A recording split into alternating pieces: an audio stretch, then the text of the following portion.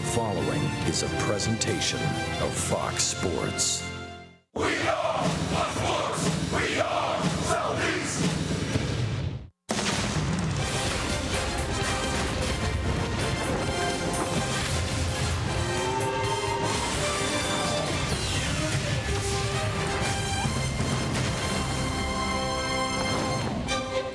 Cloudy start. It's turned into a beautiful night for baseball at PNC Park in Pittsburgh, where tonight another nice crowd's filing in for Game 3 of our 4-game series between the Braves and the Pittsburgh Pirates. Hi again, friends. Chip and Joe. Welcome back to the ballpark. Partner, I woke up this morning in a real good mood, was thinking about music. It was a Fleetwood Mac kind of day.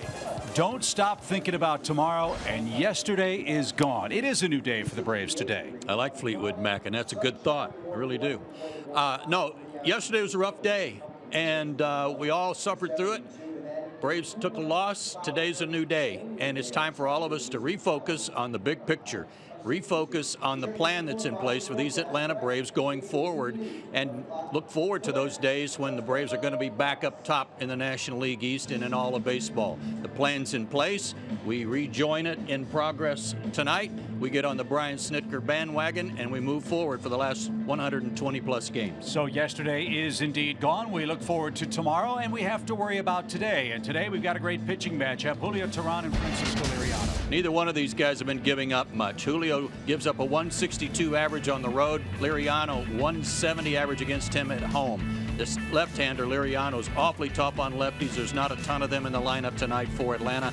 But for Julio, again, the best 0-4 pitcher in baseball. His last 4 starts have been absolutely outstanding. He just needs run support, and he needs to avoid a rough first inning. So again, a pretty night for baseball. Paul Bird will be with us all evening long as the Braves and Buccos battle in Game 3 next.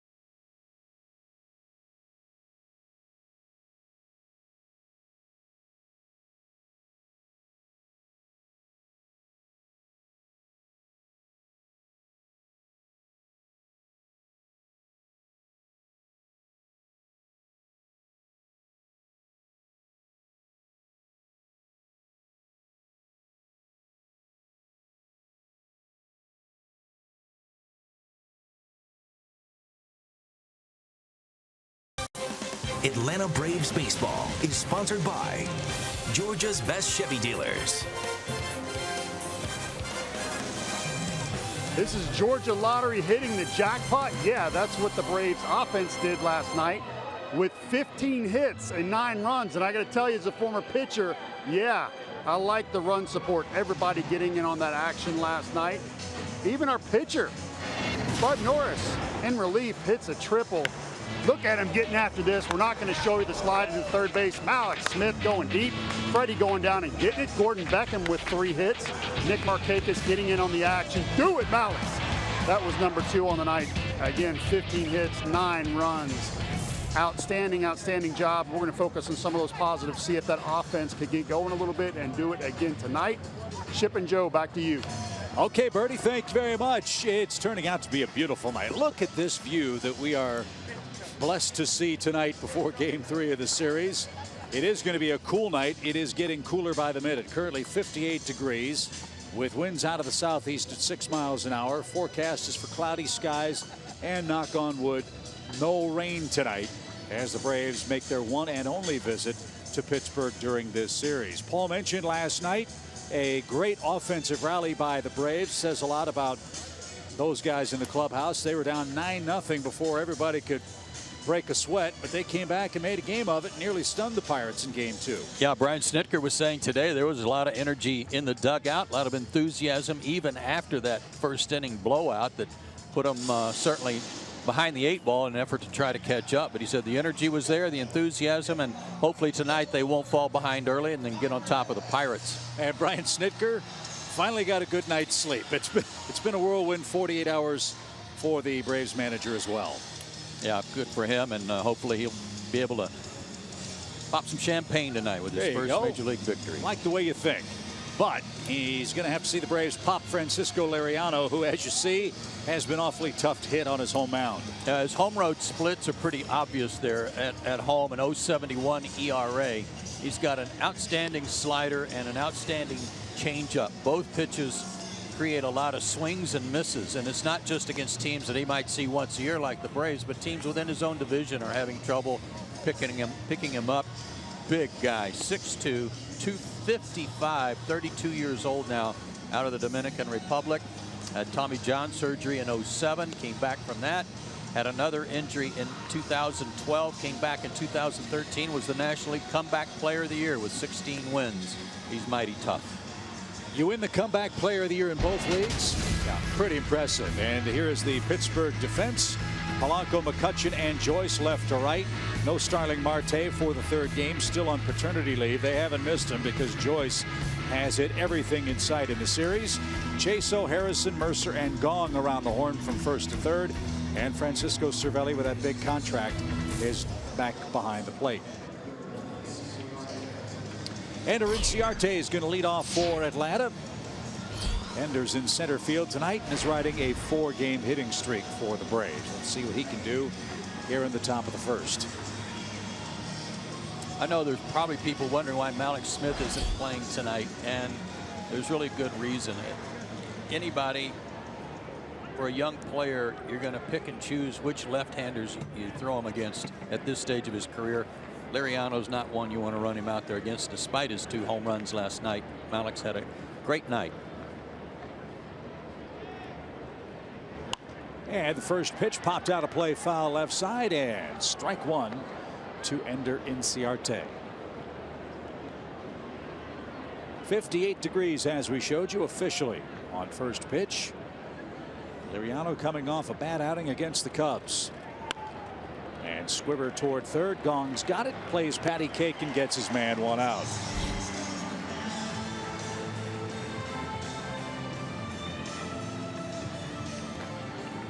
Nick Markakis is 3 for 8 in the series with an RBI.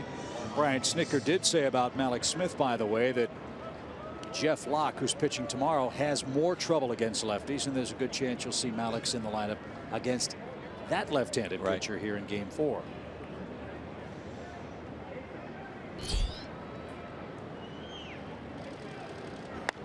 And Markakis with a base hit on the first pitch. Now a 4-game hitting streak. 1 on, 1 out.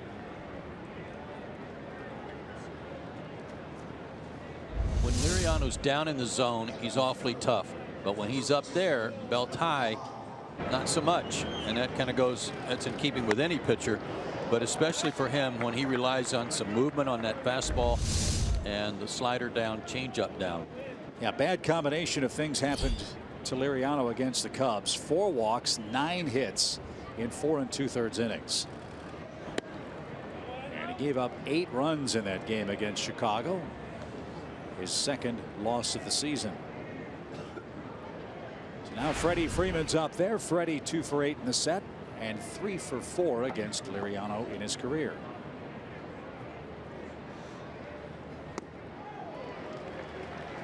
One ball, one strike. It's a late arm action. He strides to the plate.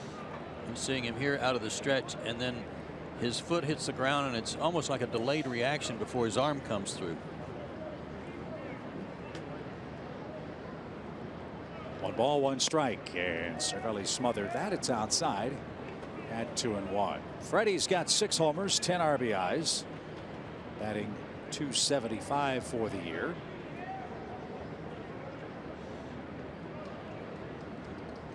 Looking for his first RBI in this ballpark in his career. Bouncing ball into the shift. Gong glides across the bag and got his man at first. How about that long flip? And Gong with one fluid motion threw on to first to complete the double play.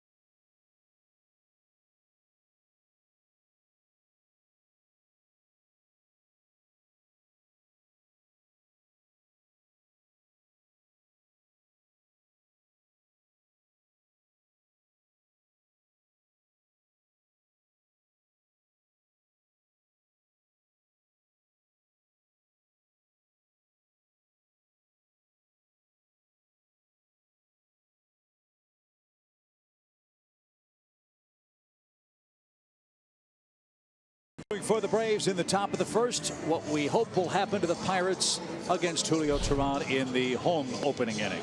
How about these last 4 starts for Julio Teheran? No wins to show for it, but a 1.04 ERA, a 183 batting average against him. Last start in Kansas City, a loss. Got beat 5-1. He went 7 innings, only 1 earned run allowed. Walked 3, struck out 5. His 4 keys to pitching success tonight.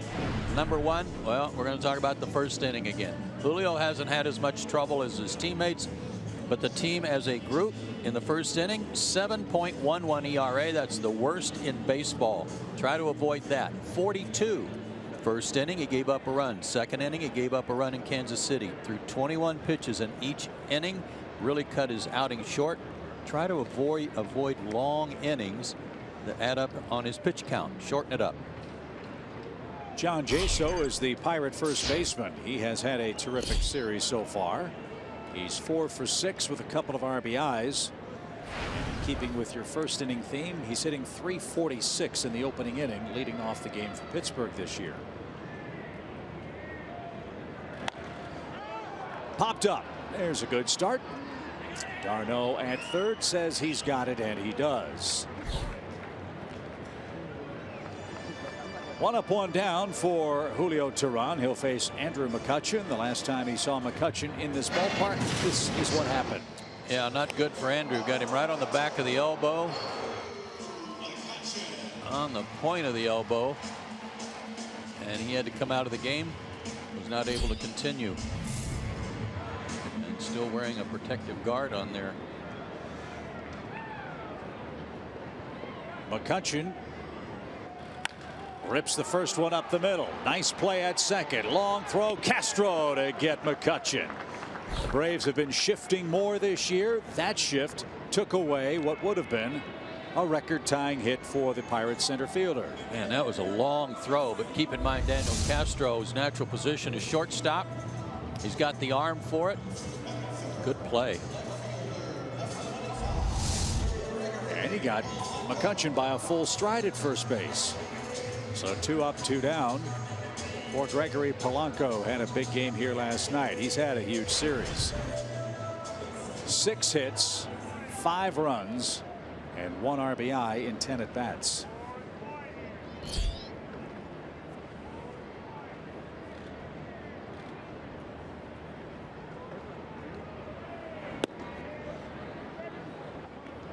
Yesterday at this time, the Pirates were 3rd in the league as a team in batting average.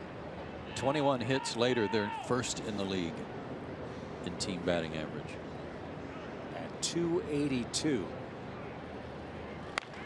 And they've finally gotten into positive territory with their run differential, although they've outscored their opponents by only 4 runs so far this year.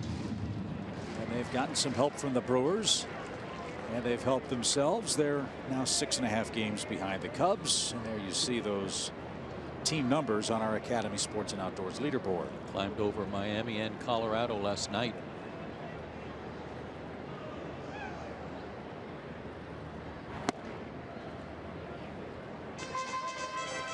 Speaking of Miami, they played earlier today. The Phillies beat them.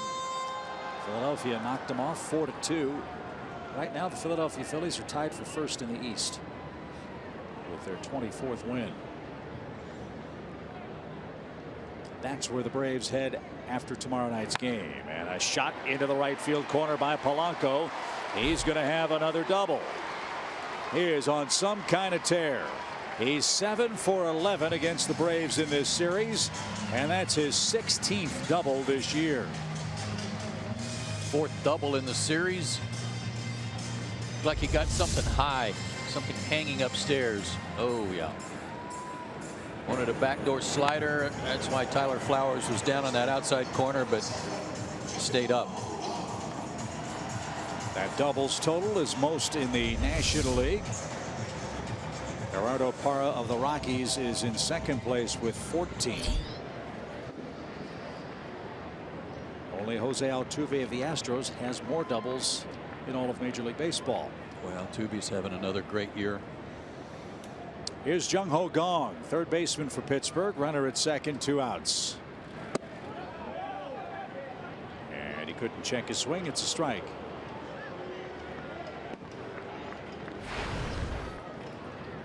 Gong looks displeased.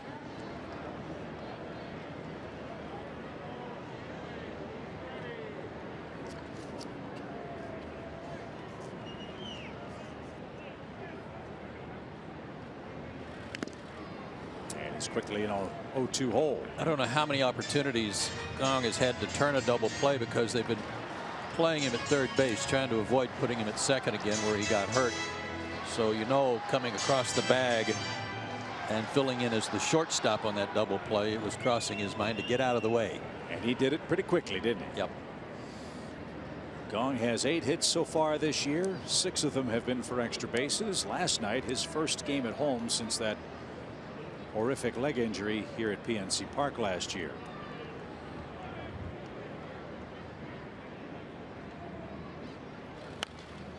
And popped up back toward us and out of play. We'll do it again. No balls, 2 strikes.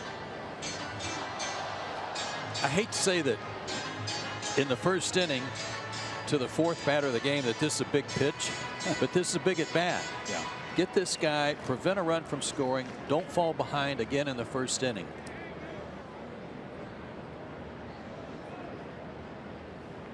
Making an 11 pitch inning right here.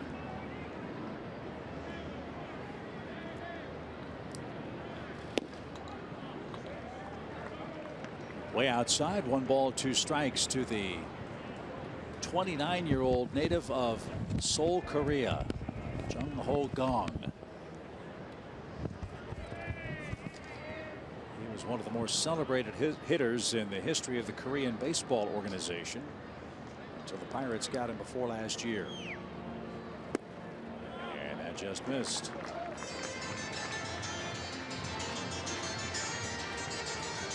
Two years ago, Gong had a 40 homer, 117 RBI year in Korea.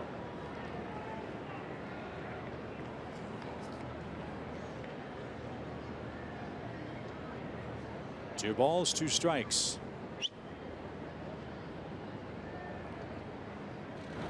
And he got hit. Tehran got ahead quickly, 0-2, a foul ball, then 2 out of the strike zone, and then Gong got nailed with 2 outs.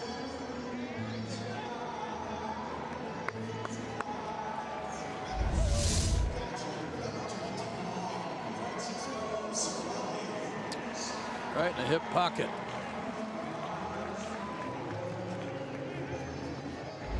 Third hit batsman of the year for Julio.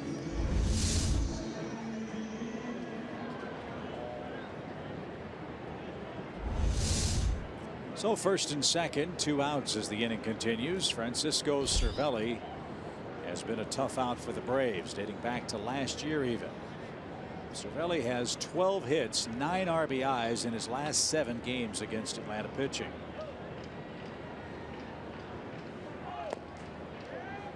Julio was having a little grip trouble in Kansas City, you might remember, on a cool, real windy night. We wondered if that would be a problem for him all night, but he was able to fix it, correct it. Temperatures warmed up a little bit in the middle innings, but he hit a batter. You might remember Paulo Orlando. He almost hit him, and then he did hit him in the second inning.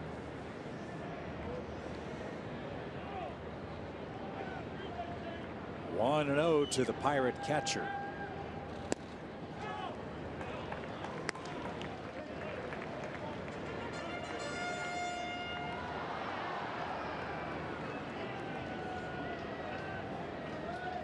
There are 2 commodities that are in very heavy demand around Major League Baseball: power hitters and catchers. Cervelli is not a power hitter, but he's a good offensive player and a good catcher too. And because of that, and because of the scarcity on the marketplace, Pittsburgh locked him up with a 3-year, $31 million deal. Boy, did he say all the right things at the press conference too. Even after the game, on the field last night in a post-game interview, he was talking about how I love this team, I love the city, I'm going to live here, this is my home, and I wanted to be here for a long time. 2 balls and a strike. And that one sailed inside. All of a sudden, Julio can't command the strike zone. 3 balls and a strike to a dangerous hitter. Well, I'm glad to see him come in on that pitch, because it appeared early in the count he was more concerned about not hitting another batter.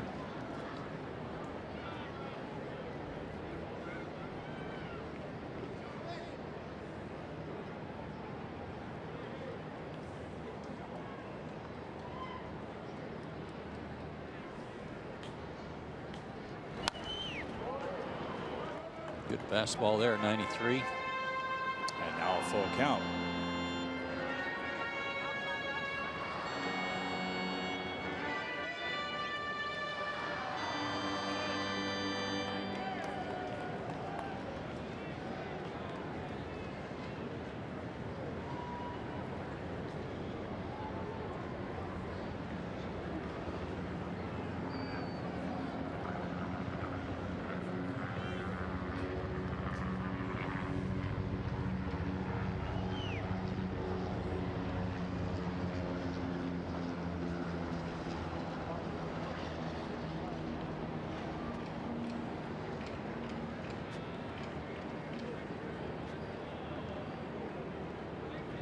Polanco doubled with 2 outs. Gong was hit by a pitch. And now a 3-2 offering is coming to Cervelli. Runners go. Ground ball short. Scoop. And the throw to first is in time, and Julio Teheran shuts him down in the first inning. Pittsburgh strains a pair. We go to the second, no score.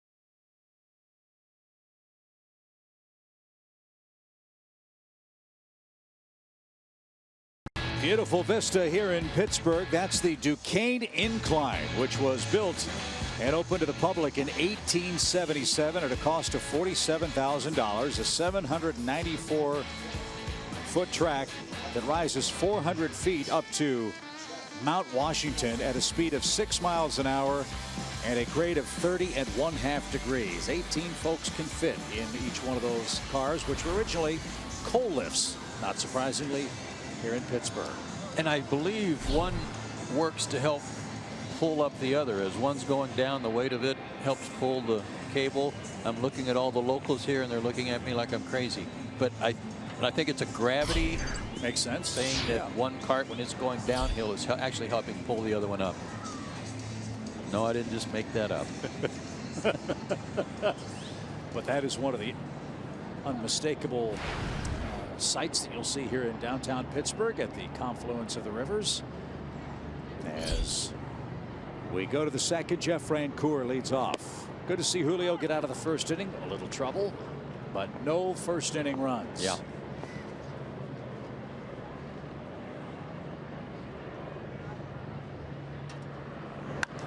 Fly ball headed toward left center field. Who wants it? It'll be McCutchen and Polanco. The Pirates center fielder Andrew McCutchen hauls it in. And there's the first out of the inning.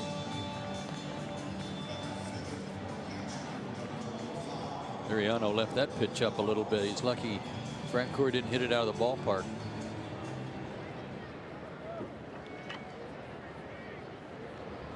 Tyler Flowers, riding a 3-game hitting streak, is batting .246 on the year.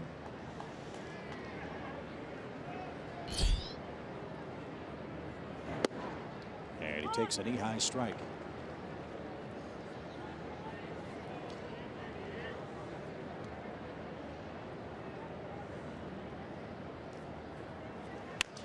And a line drive headed toward left. Polanco to his right will make the play. And there's the second Atlanta hit from catcher Tyler Flowers. And Eric Ibar is the batter. Good road trip for Tyler Flowers. That makes him 5 for 14. And again, a pitch that was up. Might have been a high changeup.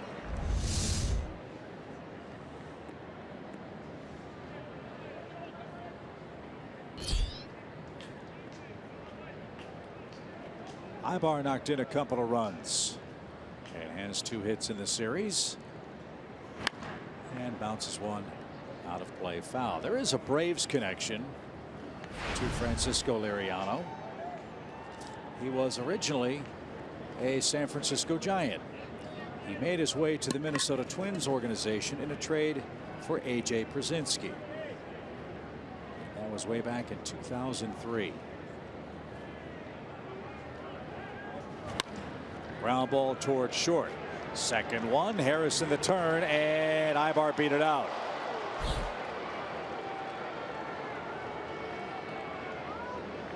Clint Hurdle wants to have his staff review the play at first. Good hustle by Eric. Prevent this double play. He was hustling out of the box as soon as he saw it hit right at the shortstop.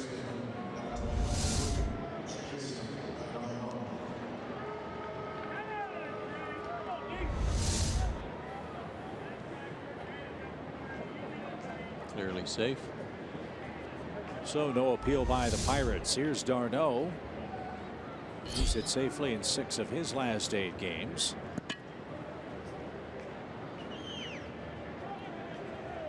I thought Matt Dye has made an excellent point about Brian Snitker on Braves Live earlier tonight.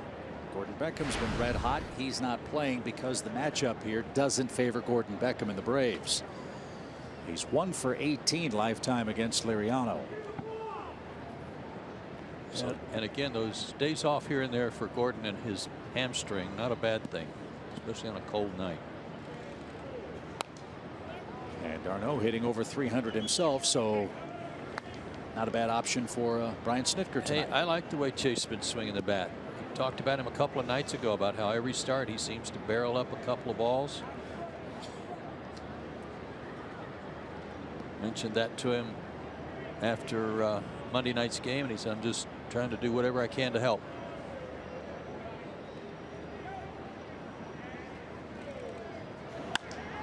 Another bouncing ball to short. Jordy Mercer got to it quickly and threw it to first just as fast. No runs, 1 hit, 1 left. Scoreless game. Home second in Pittsburgh.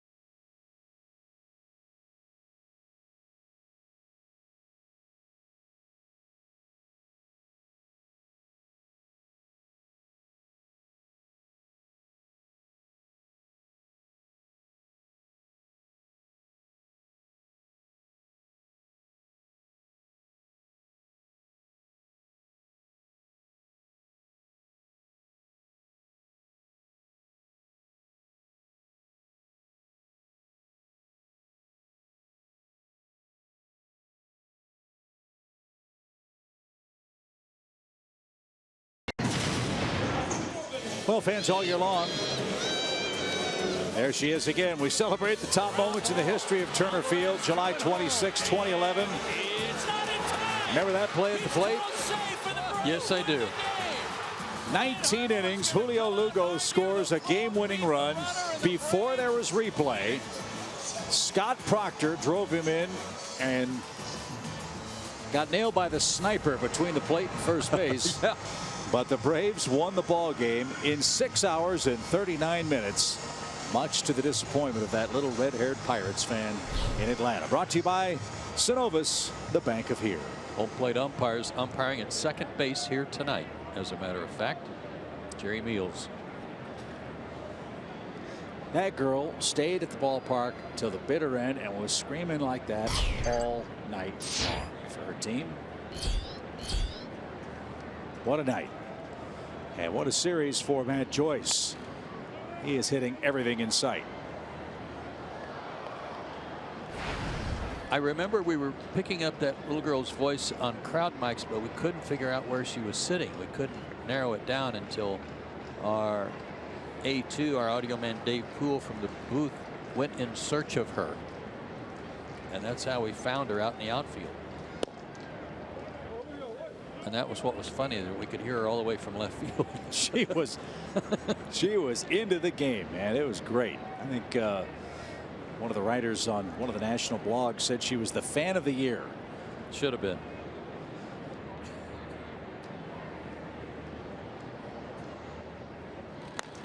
Fly ball well hit toward right, but Markakis is going to track it down shy of the track.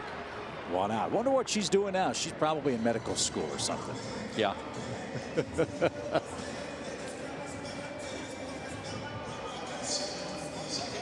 Leadoff man set down for the second straight inning for Tehran. Here's Josh Harrison. Harrison's another hot hitter who's prospered in the 7 spot, but head to head against Julio is looking for his first hit.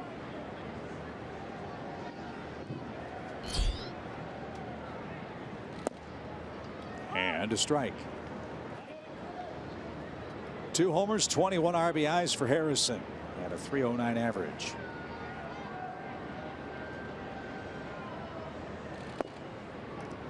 He's another one of those guys that is a great example for baseball and for athletes who may be a little short on the height side. Francoeur tracks it down and left, 2 out. But it doesn't matter in baseball. He's 5'8", 195, strong, can run, can hit, excellent defender.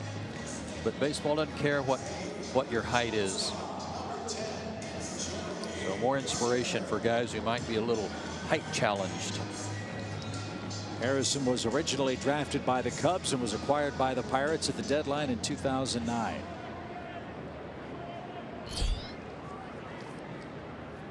He is a good player. Here's Mercer, the shortstop. He jumps the first pitch. Another chance for Francoeur. A high, lazy fly ball. And Jeff's got it. Easy inning for Julio. That's just what the doctor ordered. He's off to a good start. We're off to the 3rd.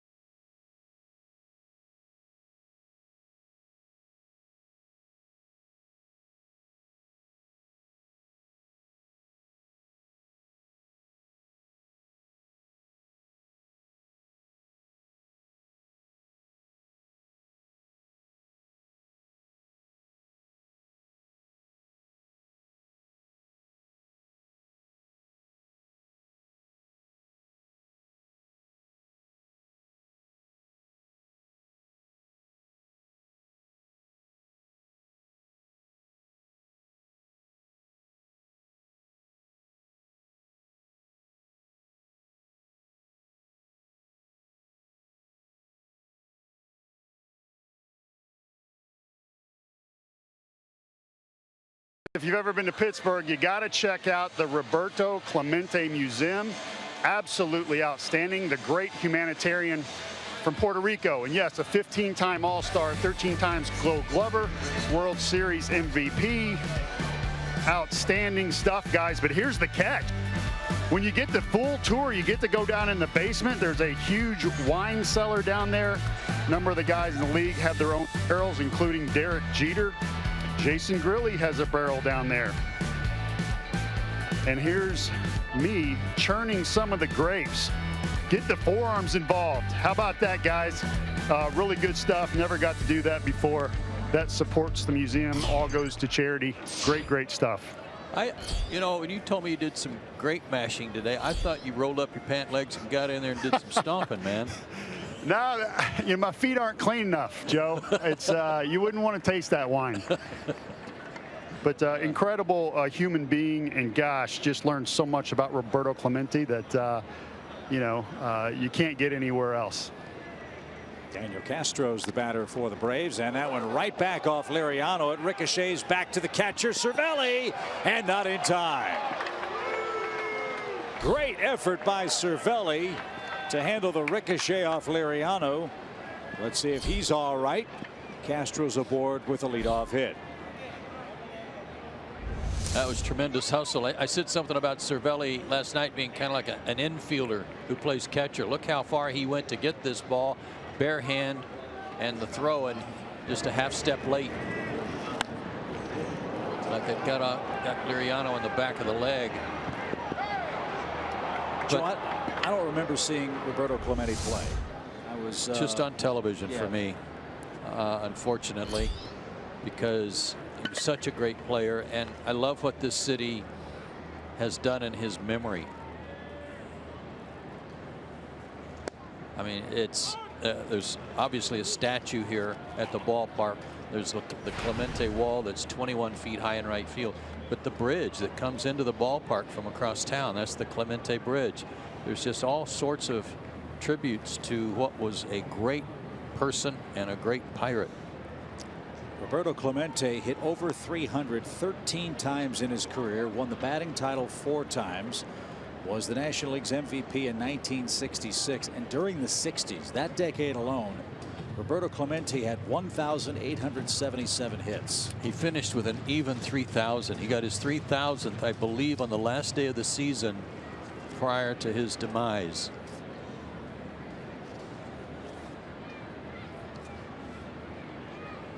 Two quick strikes for Teheran, who gets the bunt down with 2 strikes, and Cervelli has to field it. Excellent work by Julio. The runner to second, 1 out. Third sacrifice of the year for Julio. Well done with 2 strikes. I just remember Don Sutton talking about pitching to Clemente and how scary it was. You know, they've got Willie Stargell, some other big boppers on that team. He said, but Clemente was the scariest because he hit everything right back through the middle. Everything right back at the pitcher. And he said, and I'm not kidding you, there were times where I threw the ball and I'm just like trying to defend myself before the ball even gets to home plate. Ender Inciarte bats, runner at second, and 1 man out. I know baseball's retired 42 for Jackie Robinson, and justifiably so. Roberto Clemente is such a heroic figure among players from Latin America. I wonder if at some point Major League Baseball would consider retiring his 21, not just because of, as we've seen, his excellence on the field, but for that humanitarian effort you just spoke of. I can see it happening.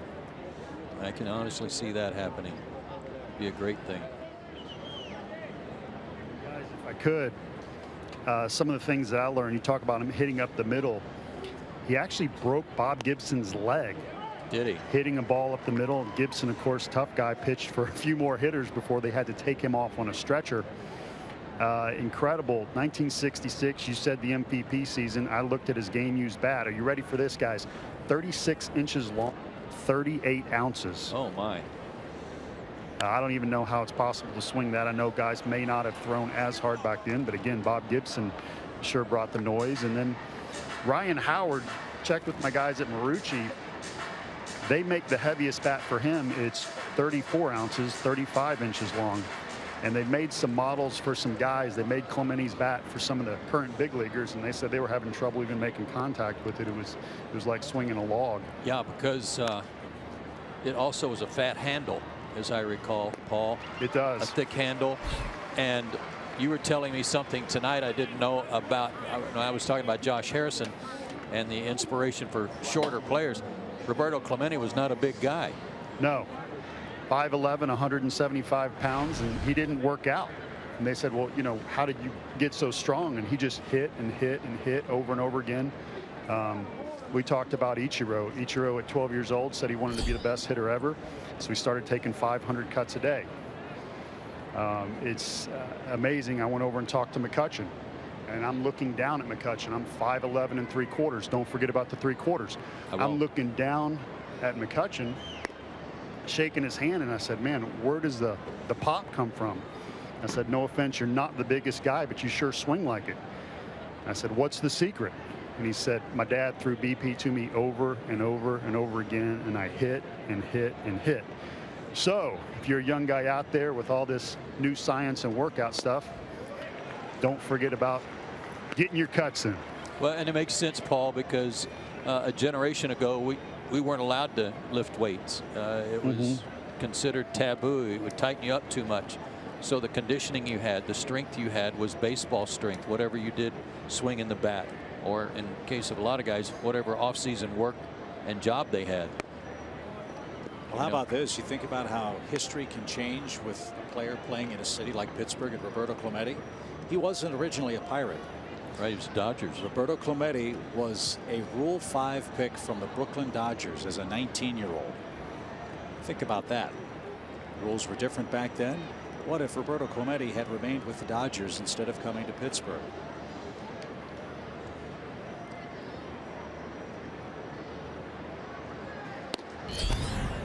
Good eye by Markakis. It's funny you mentioned that, Chip. We'll have a more on Braves Live tomorrow. We'll have a fuller story, but there was a contract in that museum where Branch Rickey offered him $7,000 to sign, and he wouldn't sign it. He wanted $10,000. So there's this huge letter coming back where Branch Rickey is threatening to send him down to the minors. They ended up signing for $8,500. My, how times have changed, huh, Paul? Hard bargain. Yeah.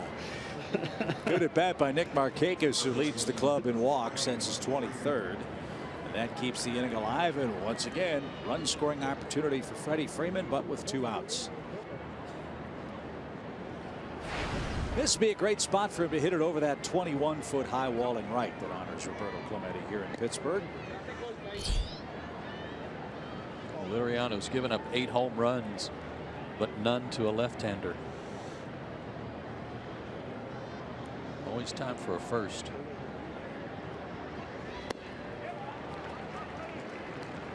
No balls, 1 strike.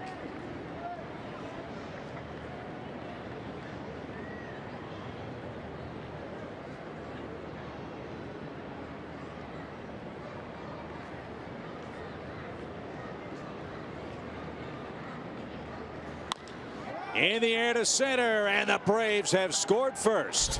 Freddie Freeman with a 2-out single earns his first RBI in this ballpark, and Atlanta has a 1-0 lead. And Chip, it wasn't a home run, but the Braves will take an RBI, 1 run.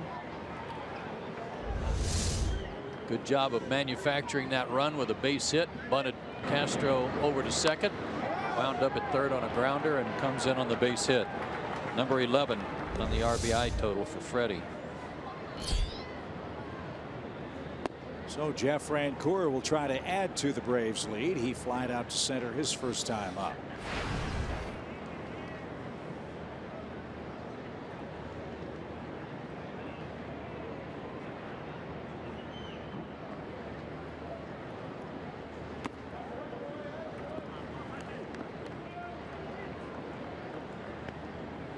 After a season high in hits for the Braves last night, season high in runs as well. Braves lead 1-0 on 4 hits.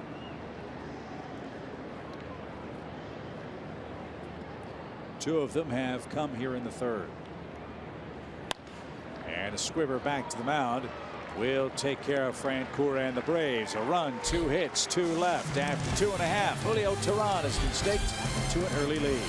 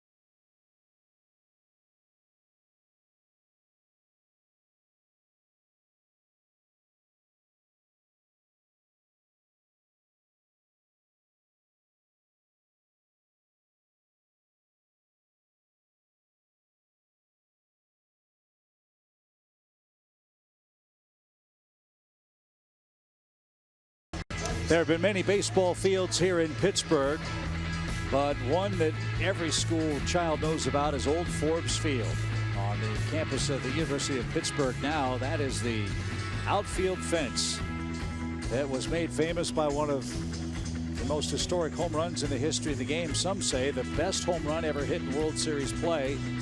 Bill Mazeroski, in a 9-9 game in the bottom of the 9th inning, won the World Series for the Pirates in 1961 over the Yankees. Big yard too, high wall.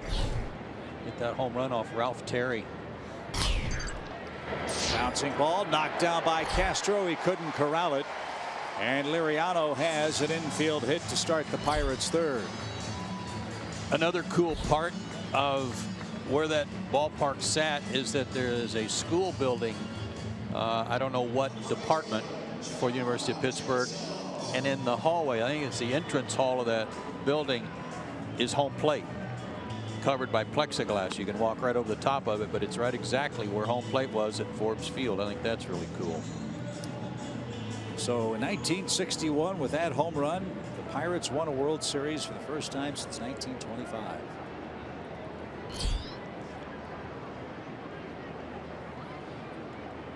Did I say 61? 60, excuse me. 1960 was that magical blast. Bouncing ball back to Teheran. Throw to second for one. That'll be an easy double play. And Jaso's doubled up. 2 quick outs. Yeah, it was 1960. And reading the news clips about that earlier today.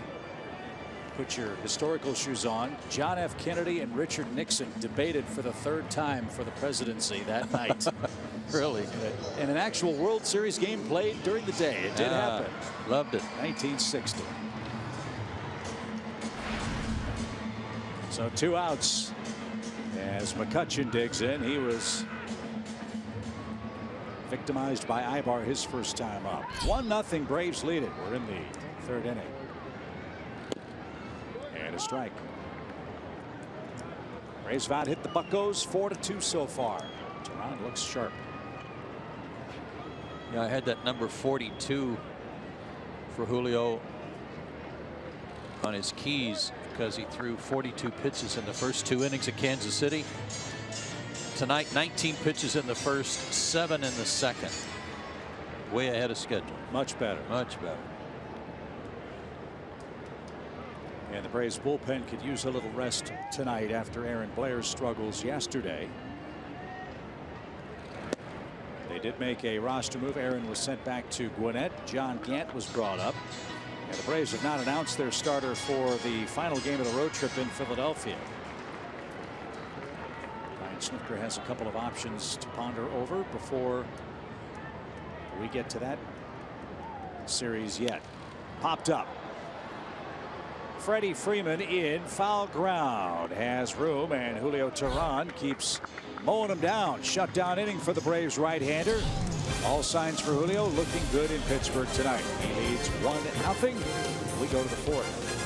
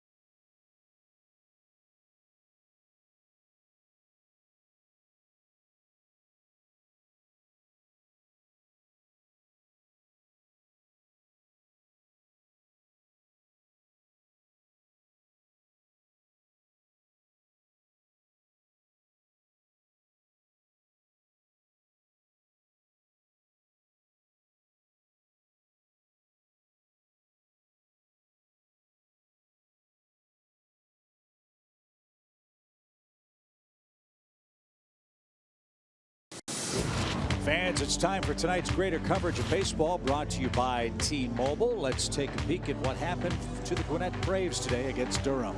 Yeah, the Terrell Jenkins story keeps getting better and better. A 3.02 ERA in his 8 starts this year for Gwinnett. Ozzie Albies stays hot, hit a leadoff home run. His last 6 games, he's been doing real well. And Shea Simmons' second outing, he gave up a hit and a couple of walks, loaded the bases, but then you see there, struck out the side again in his second appearance.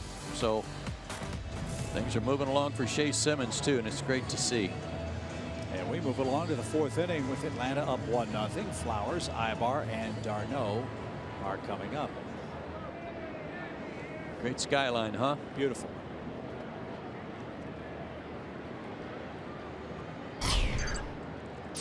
I remember when this ballpark opened, the then mayor, whose name escapes me, said that when he sat in this upper press area for the first time and looked out over the river and saw a night just like this, as Gong III is going to make the play, that the skyline reminded him of Paris. Now, that might be a little hyperbole, but the point was there really isn't anything quite like this around Major League Baseball, and this ballpark has helped re-energize this entire downtown area. Fans walk across the bridge, they shut that down, and when the Pirates have a weekend and they're playing good baseball, everybody's got their Pirate gear on and is walking to the ballpark. It's great. And one thing you can't really see too well is straight out behind deep left center field is their convention center, which is very contemporary, unique, and beautiful. And the mayor's name was Tom Murphy at the time. Remember when this park opened, the Pirates weren't playing really well. They were in a stretch of some real bad seasons, and their fan base was kind of soured because they said, well, this ballpark's going to rejuvenate our franchise, and we expect to be winning titles pretty quickly. Well, it took them a while. It took them till Clint Hurdle got here to get things really turned around, and now, again, summertime weekend series, Pirates are a hot ticket in town. Well, let's face it too, the arrival of Clint Hurdle coincided with the arrival of people like Polanco and Marte and Harrison. That always helps to go with McCutchen, and they were getting some pitching thrown in there too. They were adding some pitchers, so their players got better and better too. Bob Nutting took over as chairman of the board and became the 6th principal owner of the Pirates back in 2007. He's from West Virginia. Frank Kennelly is the team president responsible for the day-to-day operation of the team. Neil Huntington, their general manager. They've drafted well, they've traded well, they've developed well, and now, well, they're winning. d'Arnaud the batter with 2 outs. Base is clear for the Braves. No balls, 2 strikes. There's that swing and miss changeup. A little better here in the 4th inning than it was earlier.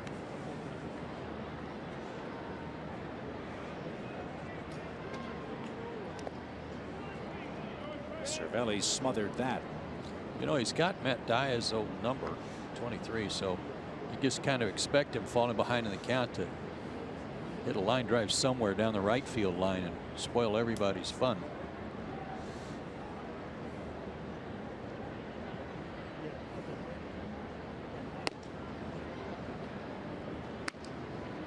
Two balls, 2 strikes.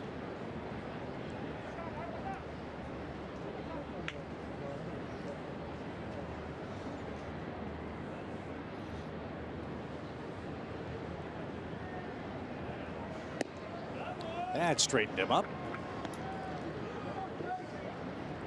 Almost looked like Matt Diaz with a back bend before he stood the box with that pitch, didn't he? Daniel Castro's next, but there are 2 out. He's the only man yet to score tonight. And that one is sizzled into center field. d'Arnaud has the 5th Atlanta hit. He was awfully productive with 2 outs tonight. That's good to see. And Castro will come to the plate for a second time.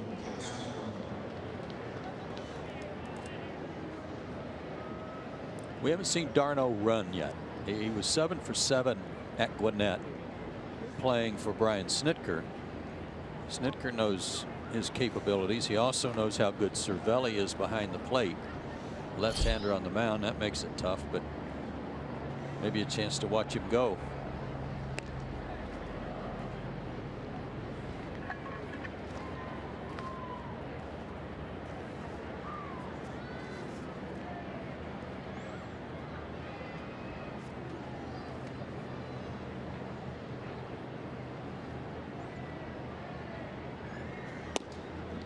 There's a strike. And by run, you mean trying to steal a base. He's got a couple of doubles. He's got a triple. Oh, yeah, we know he can move. He can go.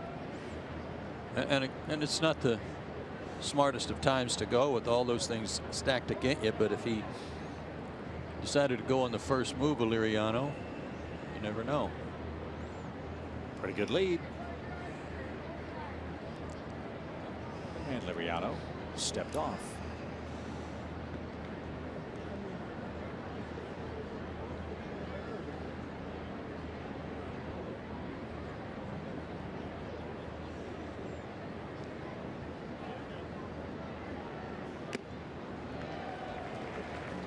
Tipped into Cervelli's glove. Excuse me, Chip. There's a couple of slide steps involved there too from Liriano, trying to get the ball to the plate without any wasted motion.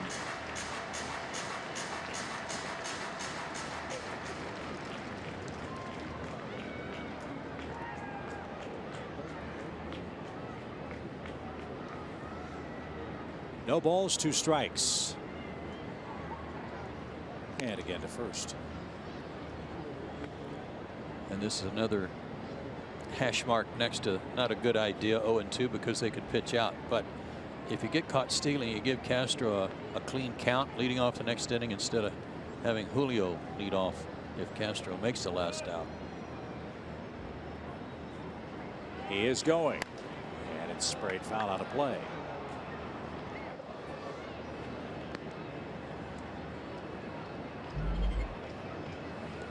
Chase has got light feet. You know, some guys run and they just kind of, there's just a little bounce. He's got real light feet.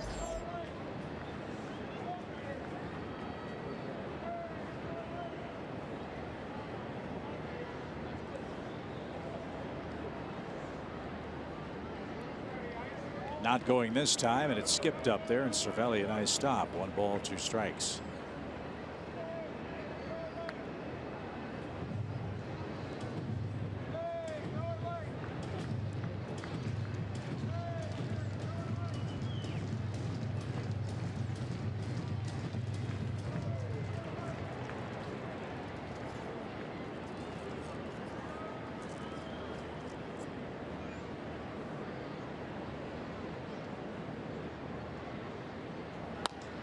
Poked to the right side. Long run for Harrison. He got there, and from the outfield grass makes the peg to first, and that retires the Braves in the 4th. Middle of the order coming up for the Buccos.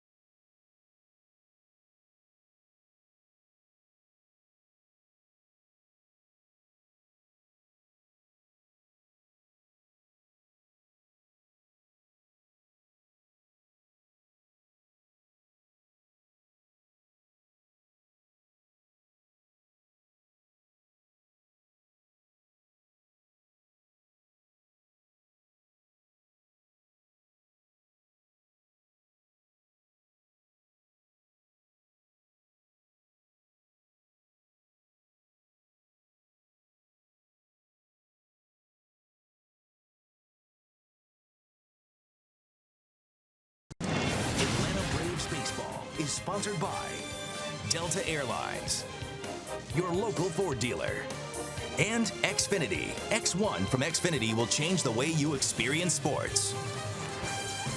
Well, partner, we said in our opening comments that we didn't expect an offensive shootout like we had last night. And so far, Liriano and Teheran have proved us right. Yeah, Julio's been very sharp. Pitched around a double and a hit batsman in the first inning, and since then, he's been very sharp, including a double play. So it's almost like foreign territory to him to have a run to work with.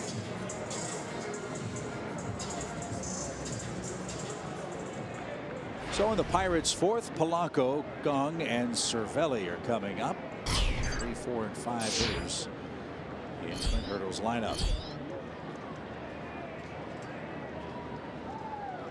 Polanco hit a 2-out double to right his first time up. And let's take it inside, ball 1.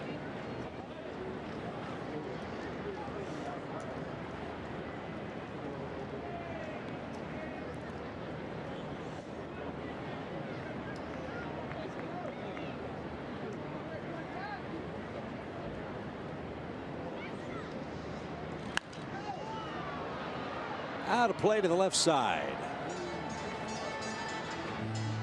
And Polanco now an even count.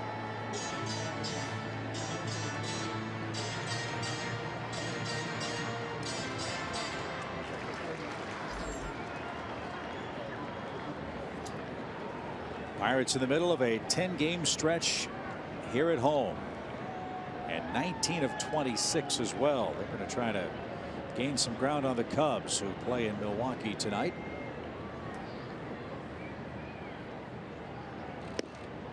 Chicago leads the Pirates by 6.5 games. Pittsburgh a game and a half in front of St. Louis. Redbirds are 8 back in Central Division play. And for Pittsburgh, 24 games in a row outside the Central Division now. 2 balls and a strike. And line to first. Freddie Freeman hardly had to move. Good pitch, good result. 1 out.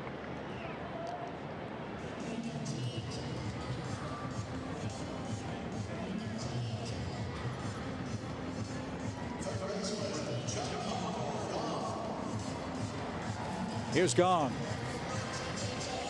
Julio hit him with a pitch right in the left hip pocket.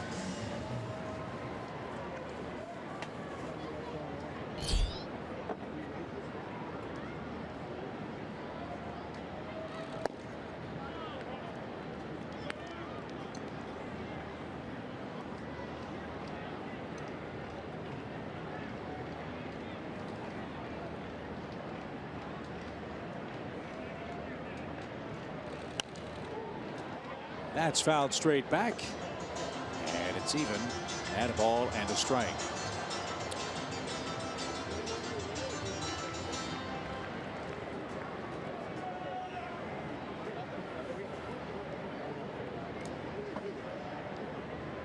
Julio Teheran, a hard luck 0-4 this year.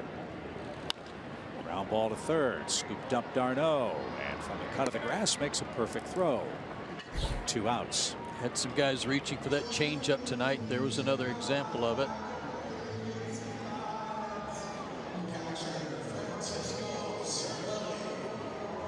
Cervelli grounded out to Ibar at short to end the first inning.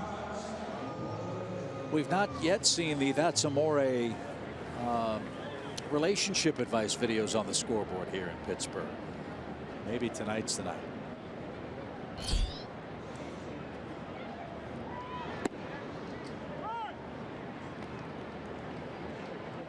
Maybe you should have a column in the paper. Just call it Dear Francisco.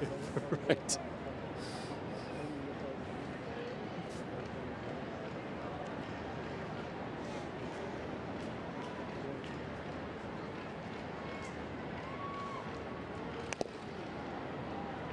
Flowers got hit by that. It's 0-2.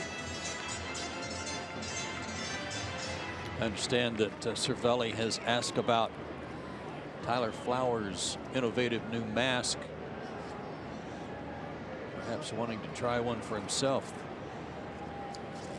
If you haven't seen that before, you see the springs in there and the between the first grid of steel and the second grid of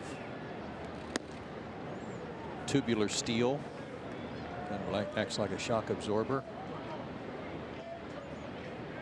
at the temple and at the chin.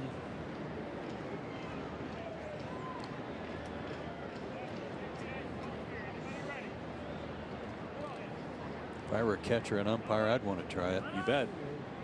Timeout.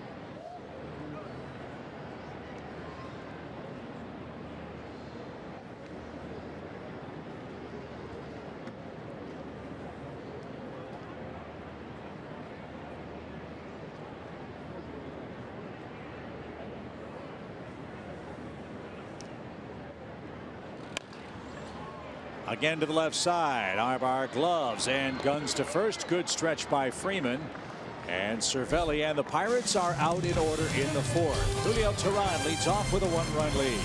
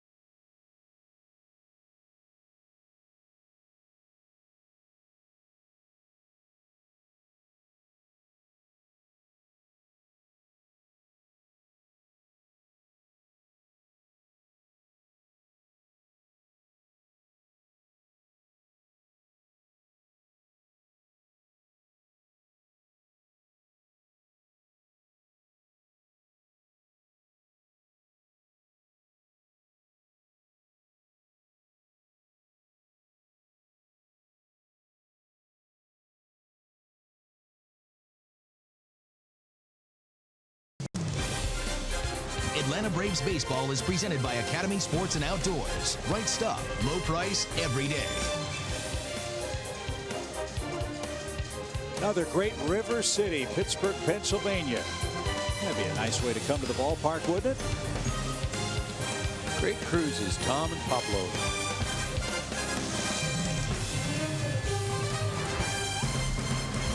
And we welcome you back inside PNC Park.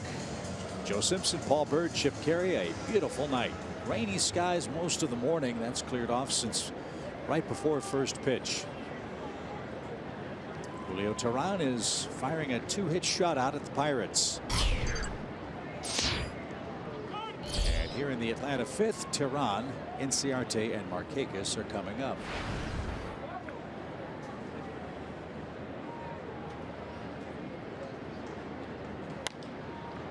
Little pop behind first. Jaso on the run, won't get there, and that'll bounce into the seats.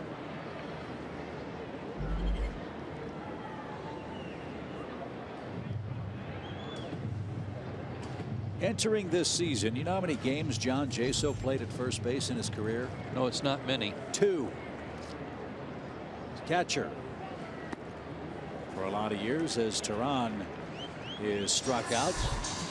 A catcher in the American League with Tampa Bay, Seattle, and Oakland. His first year with the Pirates, who signed him as a free agent because they needed somebody to play first base with Pedro Alvarez finding greener pastures. He's not going to hit home runs like Alvarez, but he's a much better defensive player than Pedro was. Alvarez was a very much a liability at first base. They moved him to first because he was a liability at third. Inciarte 0 for 2, shows bunt, and takes a strike.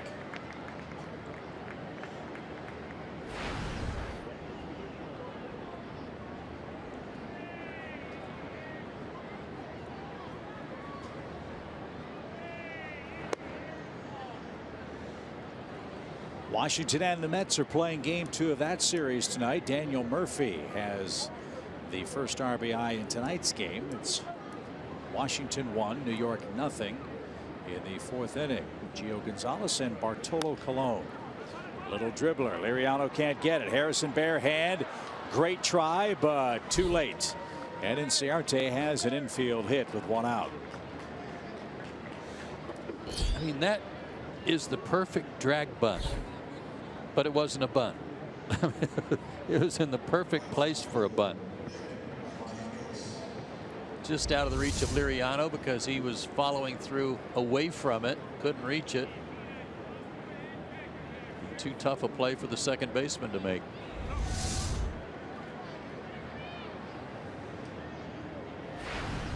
Little housekeeping work in front of home plate by Paul Nart. And Nick Markakis will stand in. Runner at first, 1 out. Braves looking to extend a 1-0 lead.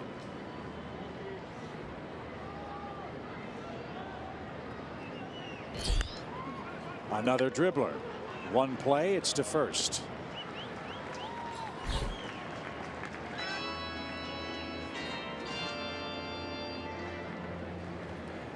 Well, here's the man that has the game's only RBI, Freddie Freeman. Pretty funny. The organist here played a little fanfare after a comeback to the mound. That's a very exciting play. Yeah, it is. Yeah, right. Well, Freddie can put PNC Park in the book now. His first career RBI in this great baseball facility. The only place he does not have an RBI in the big leagues is Kansas City now. And he missed inside. 1 ball, no strikes. Since manager Freddie Gonzalez dropped him to the 6th spot in the batting order on April 25th, Freddie Freeman's come back with a .355 average and 5 homers.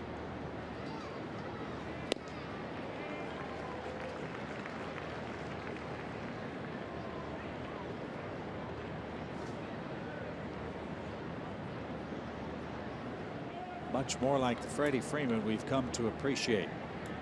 Yeah, and he didn't panic. He didn't get away from what he knows works for him. He just made a few corrections in his timing. Tried to stay back a little more, track the ball a little deeper.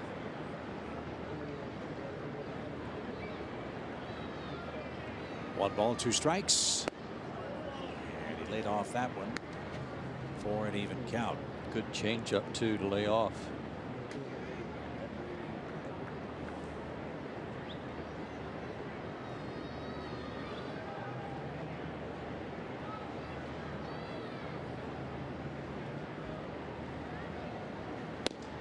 Strike 3, and Freeman couldn't pull the trigger. Liriano gives up a hit, nothing else in the 5th. Matt Joyce leads off for the Pirates. They're down a run.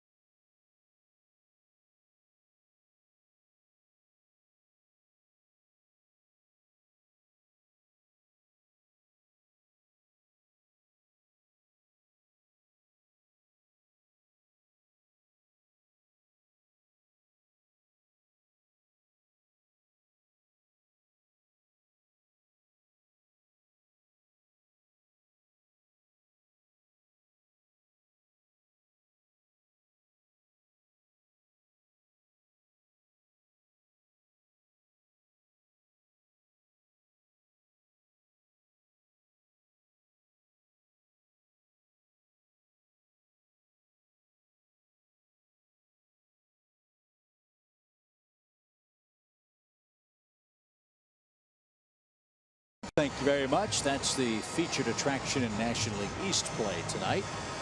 The second game head-to-head between the Nationals and the Mets. Washington came into play tonight a half game ahead of New York and a half game ahead of the Phillies, who are currently tied for the division lead after they beat Miami. Here in the Pirates' fifth, Joyce, Harrison, and Jordy Mercer are coming up. Those three were retired on fly balls the first time through the lineup.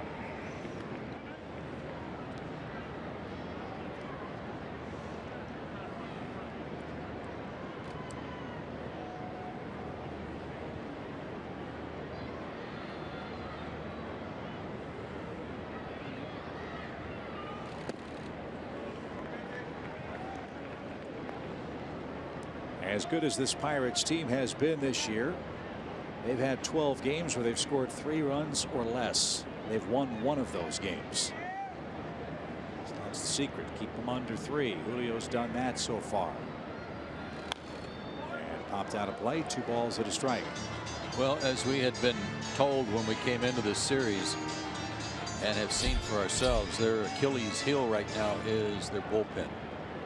So if you can stay close, try not to fall behind early, get in their bullpen, you got a chance.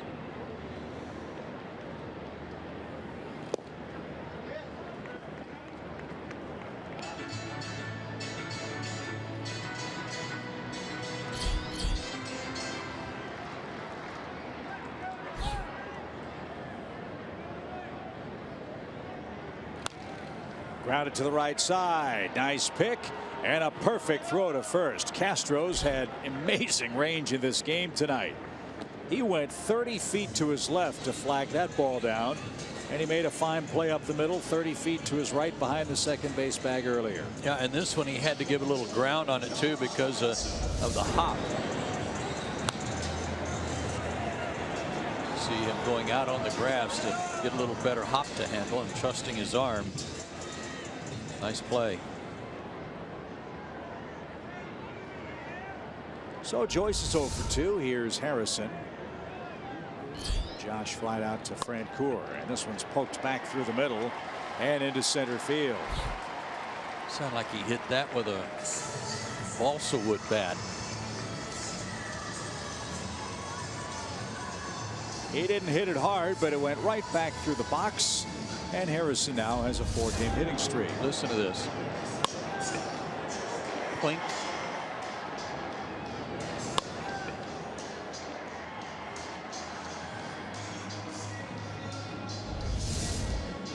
So Julio's in the stretch. The Pirates have only 3 hits so far tonight.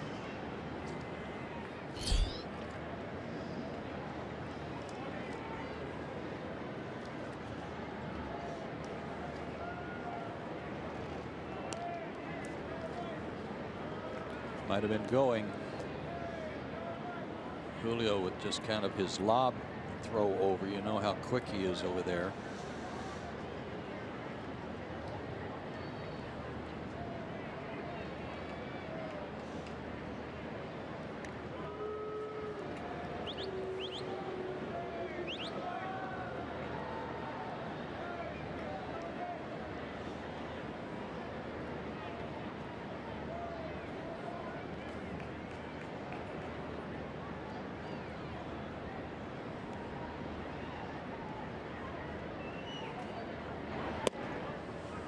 That's in for a strike to the Edmond, Oklahoma resident Jordy Mercer.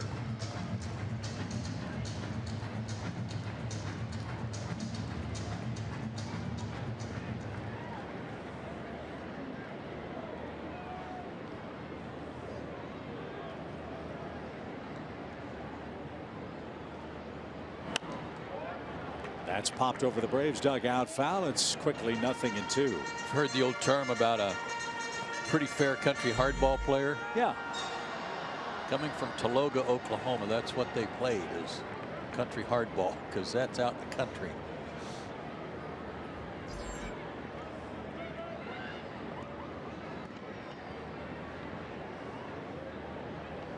Pirates took him in the 3rd round in 2008. And He got to the big leagues 4 years later. And they've got Harrison picked. And he got back. The ball beat him to the bag, but Harrison with the left hand was able to sneak in ahead of the tag with the oven mitt. He tried that last night at second base, remember? And was called out even on replay. I don't know how he avoided this tag.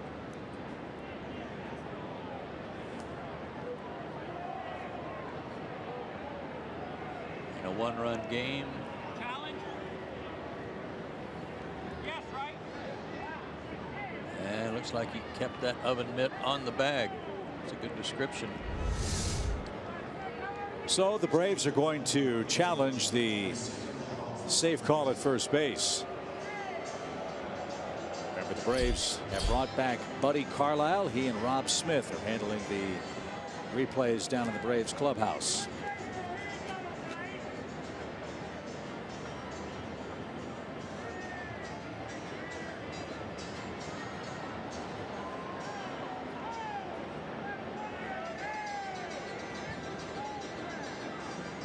Crew chief is Jerry Meals with the glasses on. Chris Conroy is the first base umpire, also on headphones.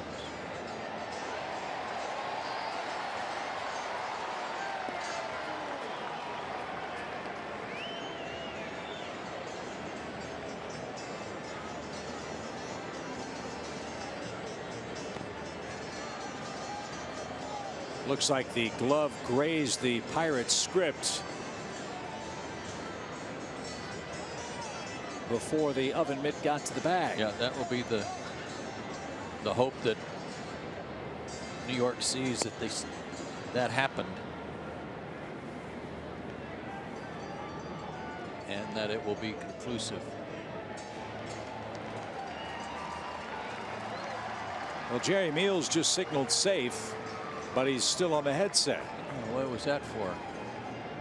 I think he was talking about that play at home plate in that 19-inning game. He was reaffirming. They might be reviewing that one too, as long as this one's better taken. hope they don't. Right.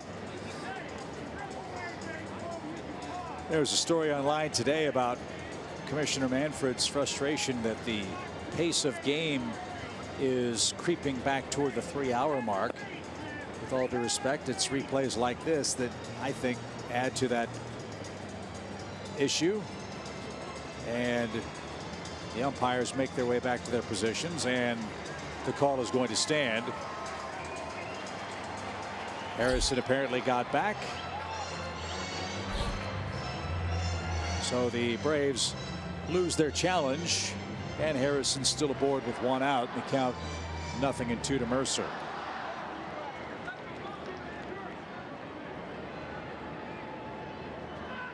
That was a 2-minute review.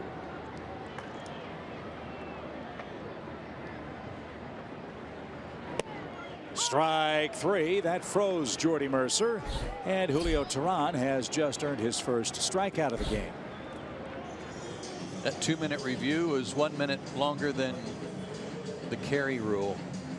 Yeah, well, I don't really get wrapped up in time of game and pace of game, but I wish there was a better mechanism, and so many plays are being looked at by the managers where we pause the game and the manager is caught looking into his dugout while the phone rings into the clubhouse.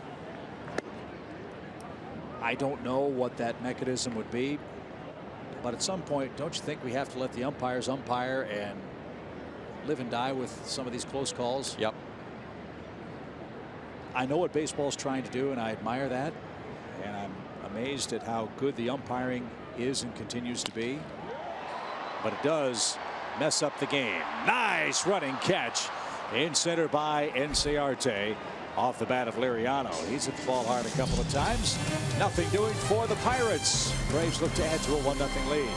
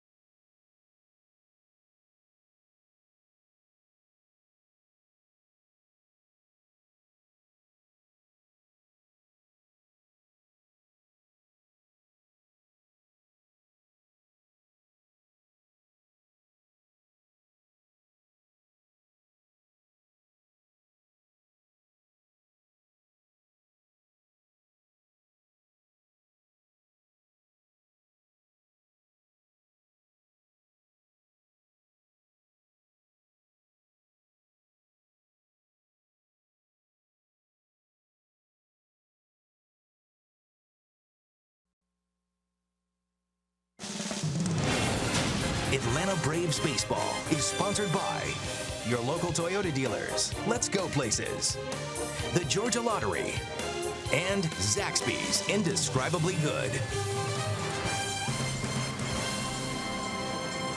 Grammy Award winner Chris Stapleton has taken the country music scene by storm, and he's going to Turner Field Sunday, May 29th for a free post-game concert, all part of Coca-Cola and Delta Airlines Summer Concert Series. Go to Braves.com/concerts and get your tickets today. Julio Teheran has continued his outstanding work through 5 innings tonight. He'd like a couple of more runs to play with. The 6th inning starts with Jeff Francoeur, Tyler Flowers, and Eric Aybar.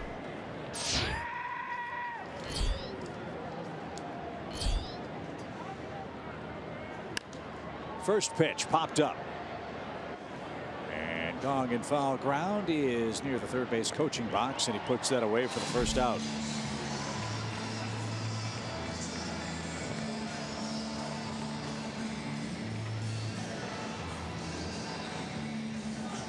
My understanding is that Starlin Marte will be back tomorrow for the Pirates. He's eligible to be back. Yeah. Okay.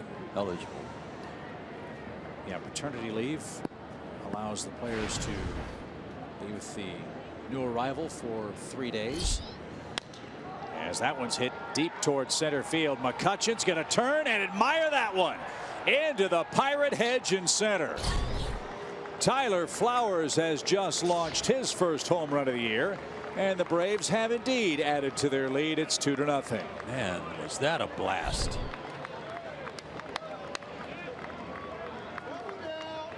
I mean, that landed at least halfway into the hedge out there.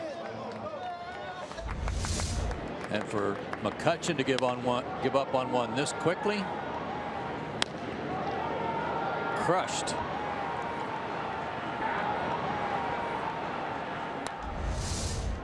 So Liriano gives up his 9th home run this year, all of them to right-handed hitters. Flowers hits his first, and all of a sudden the Braves have figured out the home run stroke. Great to see.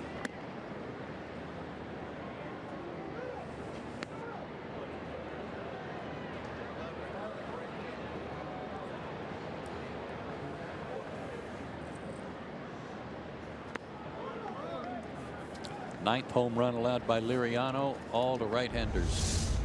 And again, you see McCutchen give up on this right here. Right into the R of Pirates. First home run for Tyler Flowers since September 4th against the Royals last year. He hit it off former Brave Chris Medler.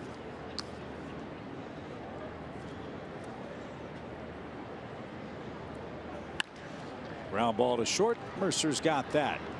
And his throw to first is in time for the second out. Everybody knows the Pirates' favorite letter is R. You know what their second favorite letter is? No. The C.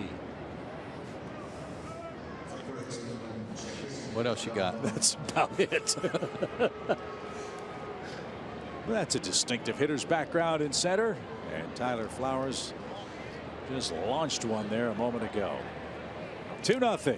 And here's d'Arnaud. He's 1 for 2.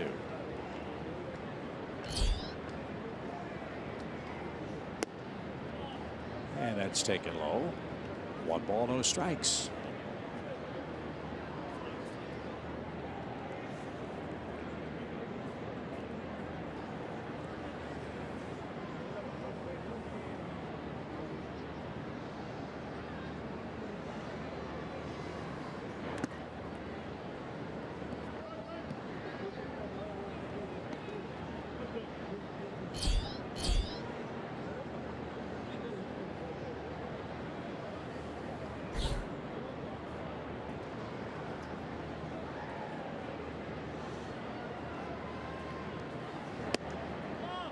That's up and away. 3 balls, no strikes.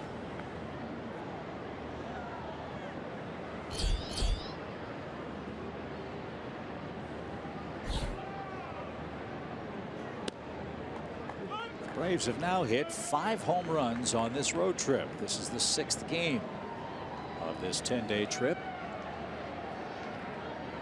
Start making a few of those 2- and 3-run homers. Sure going to help. You bet. And that's outside. Liriano issues his second walk of the game. It comes with 2 outs, and it'll bring up Daniel Castro. And this is where we were 2 innings ago, with d'Arnaud at first and 2 out. Castro eventually got to an 0-2 count, and d'Arnaud did run, but pitch was fouled off. Did not attempt to run after that.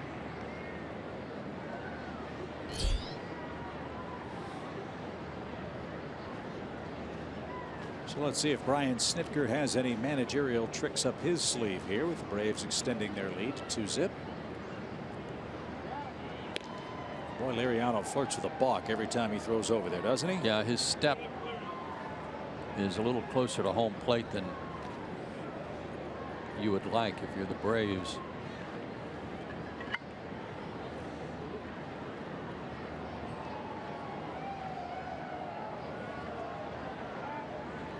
That one was better.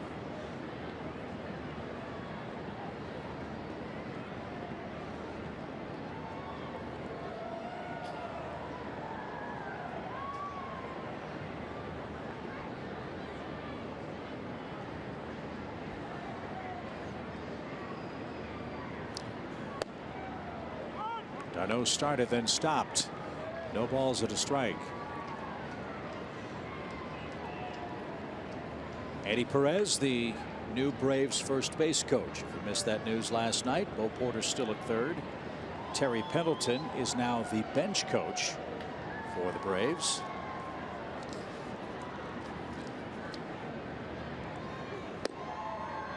And that one caught an inside corner. And Marty Reed was brought up from the minor leagues as well. He is now the Braves bullpen coach. And did I hear that they're going to bring someone up to be a second bullpen catcher too, to help Alan Butts out? Yeah. Is it Jose Yepez? I wonder if he's here. And we understand that he is here and is in the Braves bullpen tonight. No balls, 2 strikes. We were joking with Terry Pendleton. One of his jobs was always to throw a ball to the first baseman when they come off the field or go onto the field defensively for the next inning. As the first base coach, Terry said it took him 3 innings to break himself of that habit last night. He's the bench coach. He doesn't have to mess with that anymore. He said he yelled at Eddie Perez, "Do your job." In last night's ball game. And d'Arnaud's going to be picked off with a good throw, but it's dropped. Mercer got to the bag at the same time as d'Arnaud, and he couldn't handle the hot potato. And d'Arnaud at second with 2 outs. Second time in as many games that Jaso has had the base runner obstruct his line of sight to the second base bag. He did come inside the line, but look where d'Arnaud went. Smart heads up play by d'Arnaud. He's picked off, but he's running inside the line. Might have even been on the grass to prevent Jaso from having a clear view. Smart heads up play after getting picked off. So 0-2 for Castro. And that is cut on and handled by Cervelli. And that retires the side. But Tyler Flowers hit a long home run with 1 out to straightaway center field. The 5th home run for the Braves on the road trip, and that extends Julio Teheran's lead to 2-0.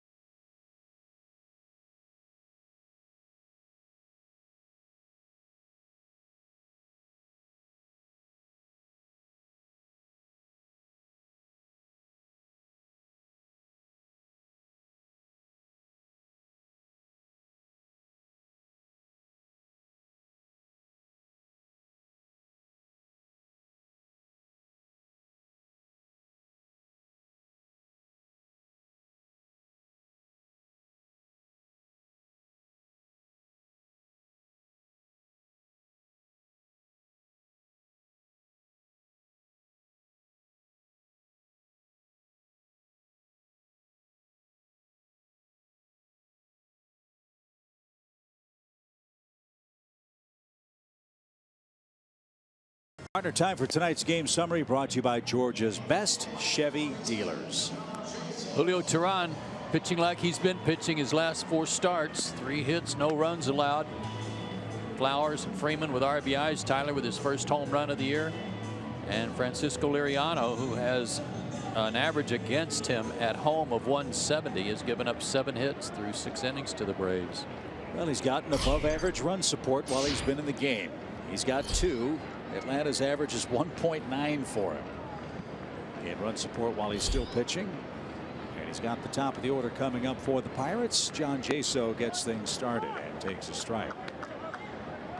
This is not just a 3 or 4 off performance for Julio Teheran. He's allowed 2 or fewer earned runs in 12 of his last 14 games. And he's got a 2-5 record in that stretch. So he's doing his part. Tyler Flowers and Freddie Freeman have helped him with RBI hits. And he is in a nice groove.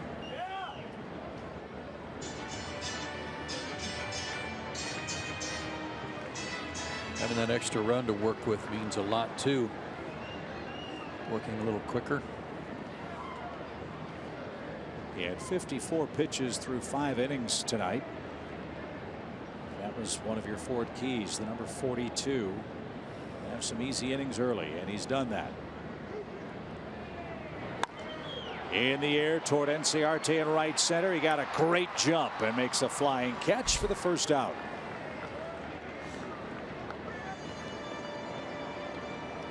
Braves have a couple of men that can really go get it in center field. Great view of the jump here. Quick crossover step. Made it an easy play for Ender. The Braves outfielders have 4 assists in their last 3 games. And they have 11 total, which is second in the league.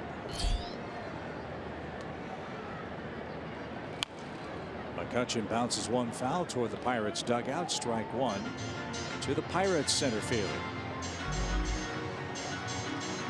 He needs 1 hit to tie Jack Wilson for the most hits in this ballpark's history. Jack Wilson had 612 hits. McCutchen has 611. Here at PNC Park. And he'll have to work hard from an 0-2 count.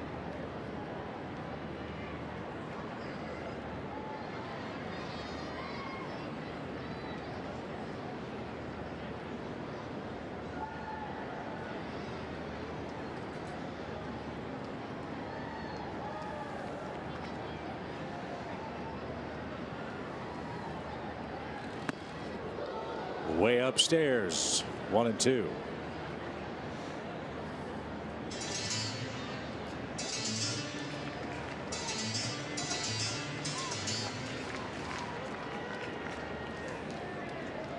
There's something to try and get the outside corner back. That's where he's going to go. He hit the glove but didn't get the call. 2-2. Good pitch, just missed.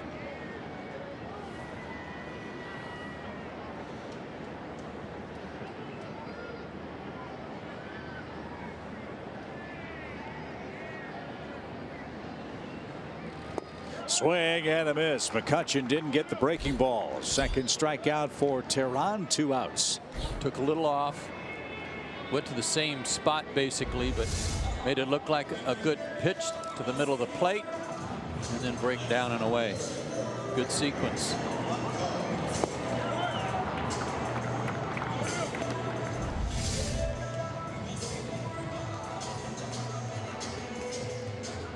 Nobody aboard for Gregory Polanco, who has a double and a line out tonight. This guy spent a year in the Dominican with the Pirates minor league team there, rookie league team, then 2 years in the Gulf Coast League Pirates for their team. Got called up for 10 at bats the second year of that to their low A team, and the following year at West Virginia, which was low A, he hit .325 with 16 homers, 85 RBIs, and stole 40 bases, and I think got everybody's attention. I would think so.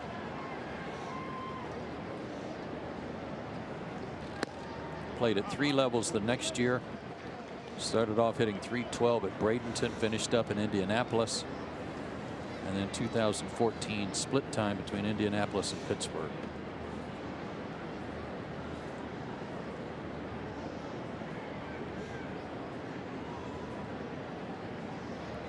Teran's missed high to him twice. And that one found the mark. 2 balls and a strike. Pittsburgh's without Starling Marte. He might be back tomorrow. We presume he will be. And we'll get our first look at one of the best outfield trios in Major League Baseball, if not the best. Swing and a miss. Again, up and in on Polanco.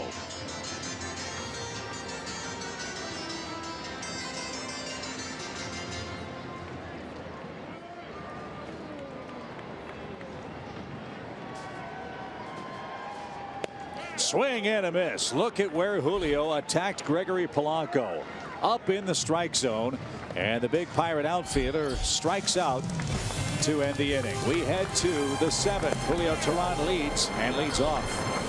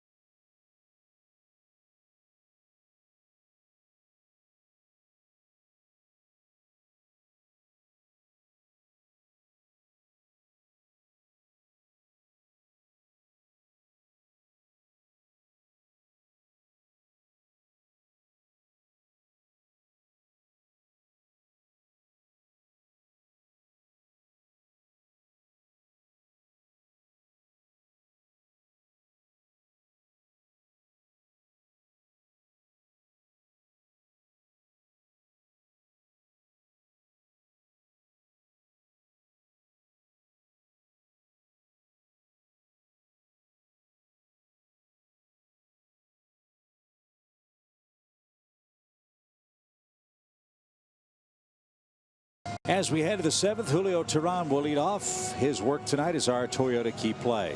6 innings, a 3-hit shutout ball, and 0 walks. We keep seeing that as a pattern in a lot of these well-pitched games by Braves starters. They've really cut down on their walks. Not a ton of strikeouts. He's not needed them. Last 6 games, including tonight, Julio Teran has thrown 37 1/3 innings. He has walked 8 men and has given up 5 earned runs. And I want to say 5 of those was in 1 start. I'll check it out.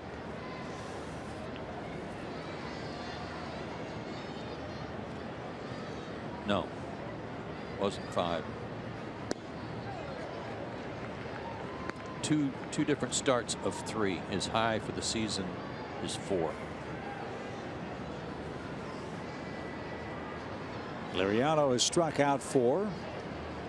He's given up an RBI hit to Freddie Freeman and the solo home run by Tyler Flowers. And now it's a 2-2 count for the Braves pitcher. Pirates have won 13 straight games in this park, started by Liriano. That streak is in jeopardy. Joyce in right near the line makes the play, and there's out number 1. Hope you'll stay with us after the game. Braves Live presented by Xfinity will follow us from PNC Park. Jerome Jurinovich, so jealous that our entire crew is able to eat Primanti Brothers sandwiches and he can't because he's in Atlanta, and he'll be joined by Matt Diaz. He knows how good they are, though. Right. He's a Pittsburgher.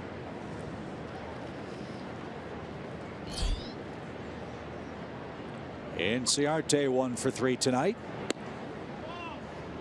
Yeah, if you haven't been to Pittsburgh, it's a local institution. You pick out your sandwich meat, put it on the bread, load it up with coleslaw, French fries, second piece of bread, and it's all smashed together. Pretty good stuff. Ball 2. Takes a real big mouth to eat that, to take a bite out of it, and it's no problem for Jerome.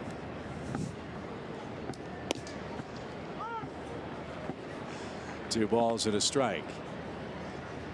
Ender extended his hitting streak to 5 games with a hit last time up.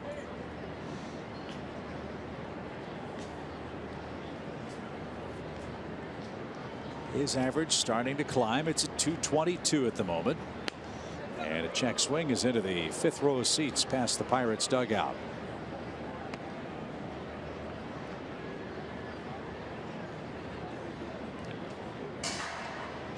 Nice catch. Tell you what, those Pirates ushers and security people were on that quickly in case somebody got hurt. Liriano knocked it down and threw a strike to first.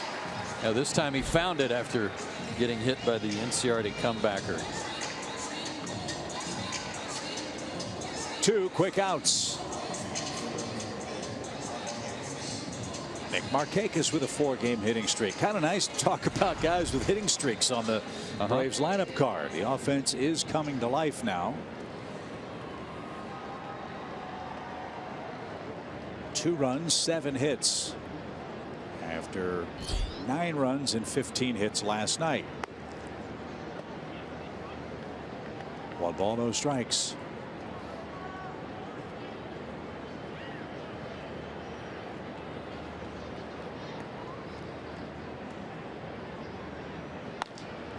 That's in the air toward left. Polanco on the run, slowing, and he'll get there to retire the side.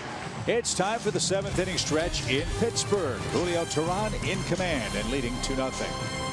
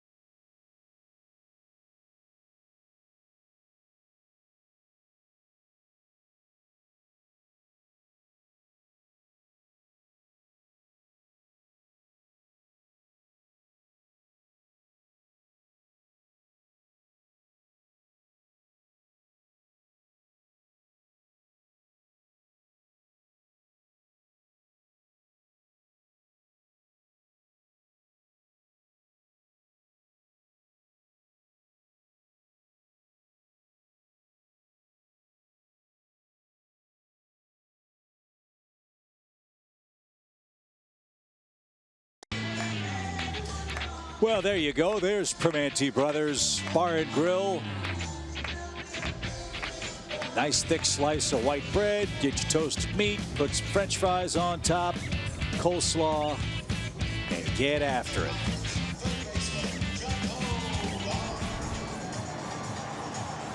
Quite a joint. You bet.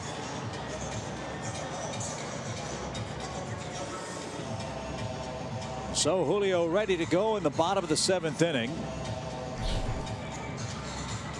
He's allowed 3 Pittsburgh hits.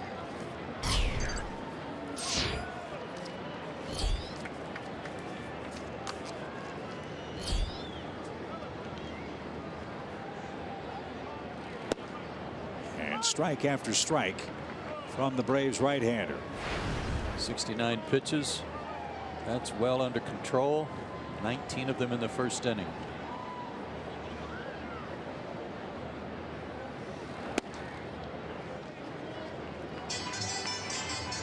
Julio's gone 9 innings twice in his major league career. His season high in innings this season is 7.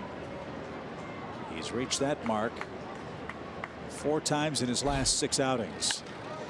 And a fly ball center. Inciarte on the run, checked where the fence was and has plenty of room. 1 out. See another sign of a good outfielder, especially for a center fielder. You run to a spot where you think the ball's going to come down, and he turned, found the ball, and stopped right there, camped out.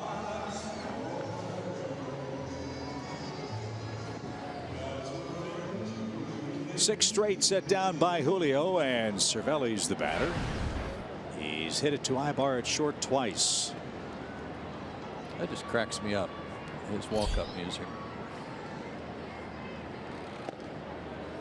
What do you like, his? You like Todd Frazier's better? Frazier plays the Sinatra. Yeah, I know, but somehow this just makes me smile, makes me laugh every time.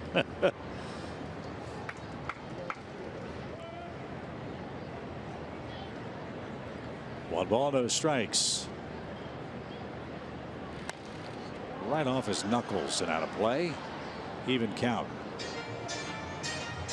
Well, Julio has not been shy about pitching inside today, and it's really been effective to these right-handed hitters.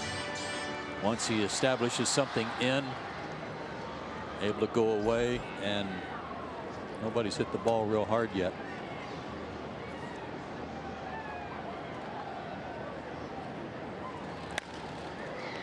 That's headed for the seats foul. The double that Polanco hit in the first inning was on a mistake, a hanging slider. Hasn't been any of that either.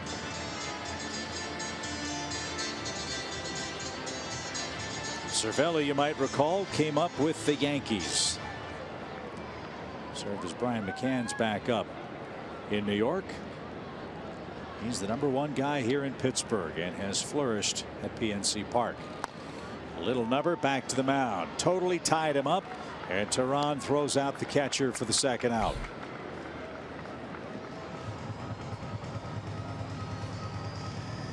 Julio's got it working. Yeah, he's making it look easy. And here's Joyce.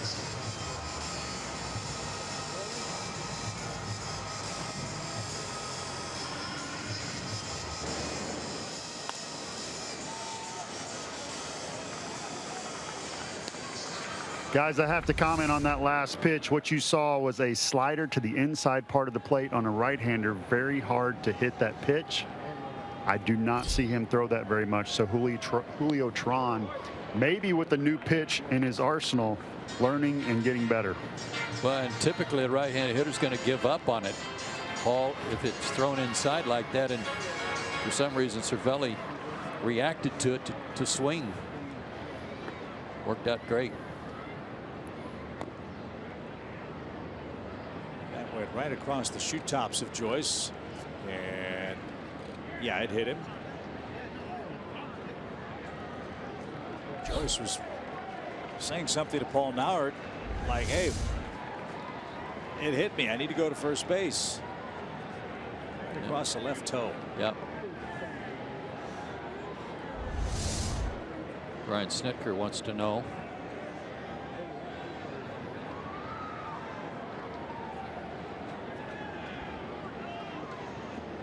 The Braves used a challenge earlier and lost on a pickoff play of Harrison at first. Back foot definitely hit him. And for some reason he didn't move his foot.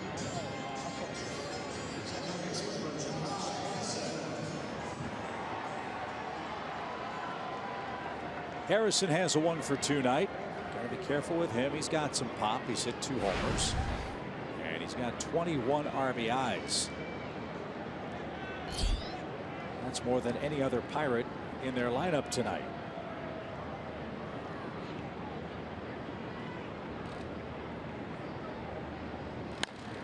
And Harrison's the 7th place hitter. Strike 1. Again, we talked about this last night with their high on base percentages scattered through their lineup. They've got great run production up and down the lineup. Mercer, batting 8th, has 15 RBIs. Pittsburgh's team a .361 on base percentage, best in the league. Got him. Yes, they did. Joyce got picked off.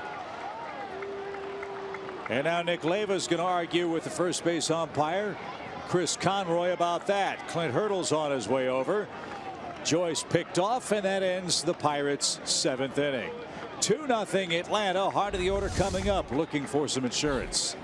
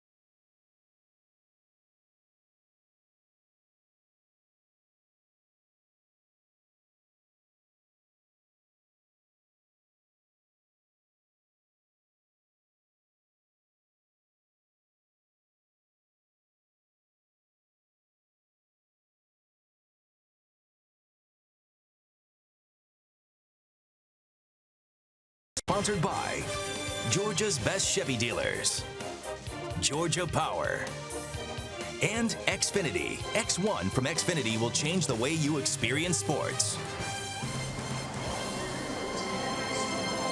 2-0 Atlanta. We know Julio Teheran has a great pickoff move.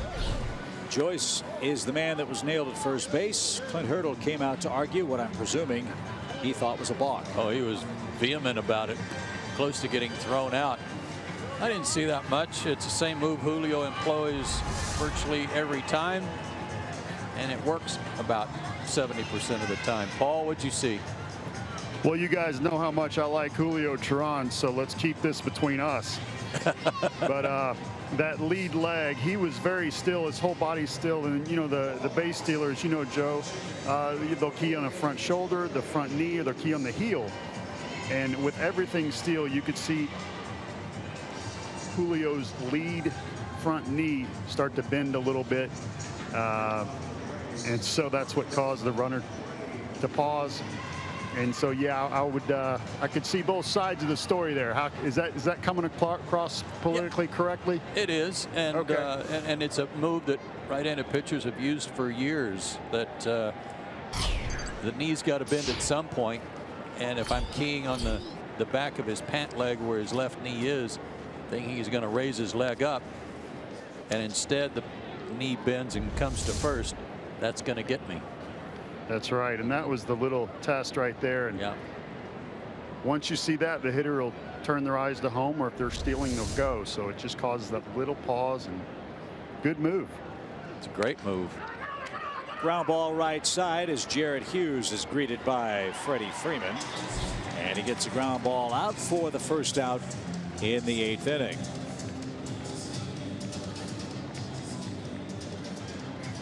Hughes pitched 2/3 of a scoreless inning in this series against Atlanta and has made 4 consecutive scoreless appearances. That's what Clint Hurdle is banking on here in the 8th, with the Pirates trailing by 2.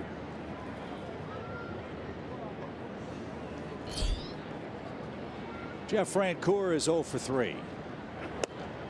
And he takes a strike.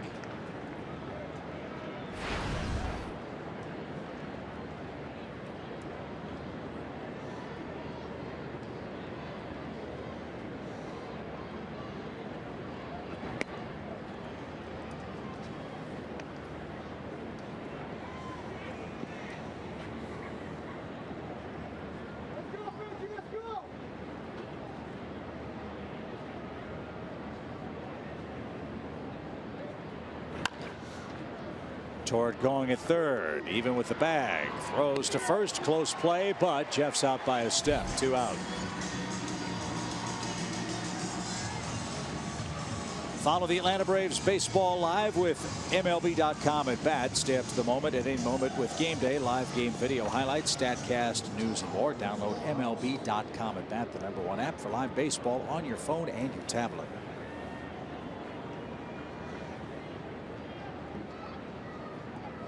Tyler Flowers hit one into the hedges last time up. He's 2 for 3.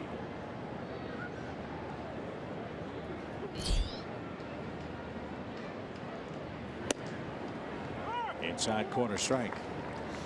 Use a low 90s fastball and a slider. A lot of sliders to right-handed hitters. Use a changeup at times.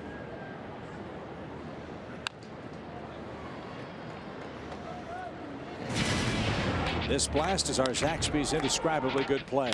And it gave Julio Teheran an extra run to work with as he planted one out there in the hedge.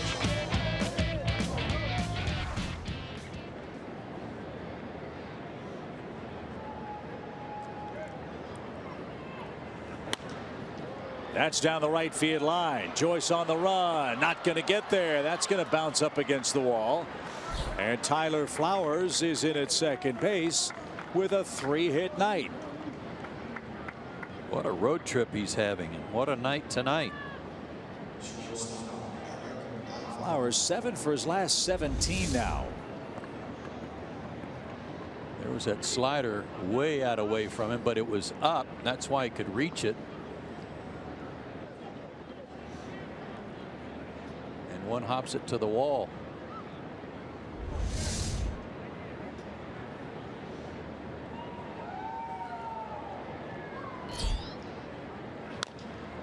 First pitch ground ball to Jaso, and the former catcher scoops it up and steps on the pillow to retire the side. Tyler Flowers a 3-hit game. Pittsburgh has a 3-hit game, and they're trailing 2-0.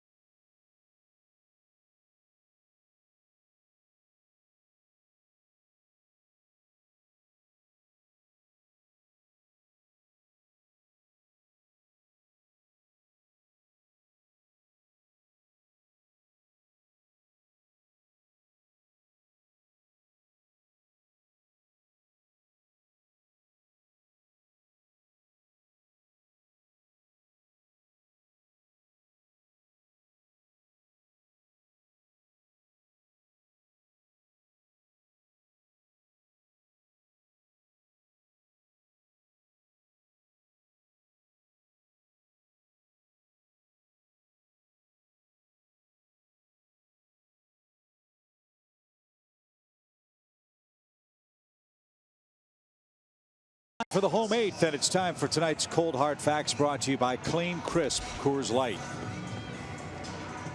Braves have played, as we've been telling you all along, teams with a .561 winning percentage at this point in the season. That's second best in the major leagues.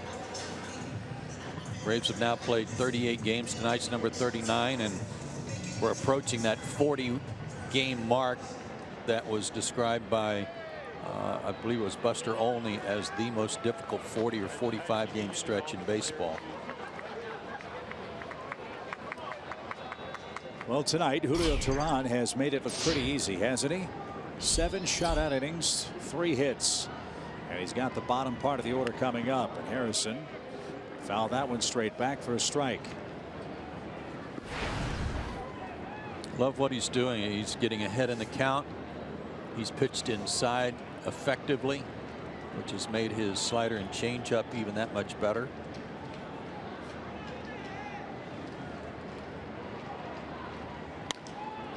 In the air, right center. Look at Enciarte fly, and he'll get there for the first out. Julio liked it. One out.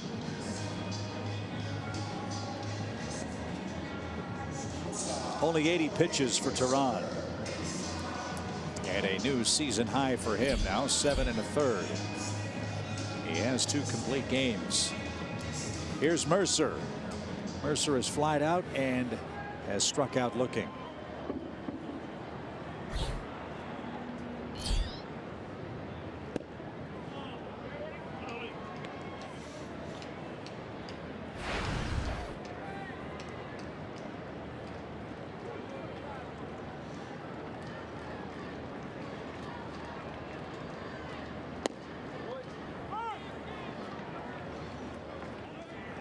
Game 4 of the series here tomorrow night. Mike Foltynewicz against Jeff Locke. Then we're off to Philadelphia. Then the Braves finally come home. Atlanta has a nice long homestand coming up at Turner Field, and a big afternoon for you Sunday, May 29th, with Chris Stapleton performing after the game.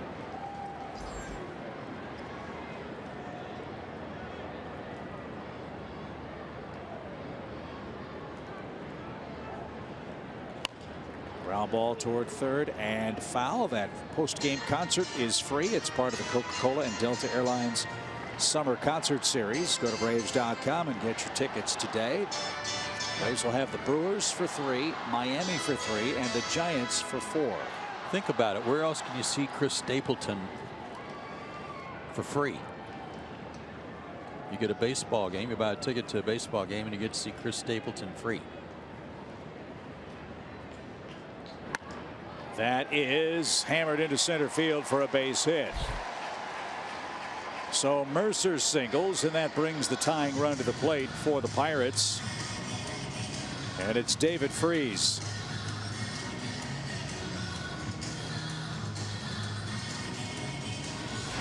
He's given up 4 hits, 1 to the 7th hitter, 1 to the 8th, and 1 to the starting pitcher out of the 4. Braves bullpen is busy.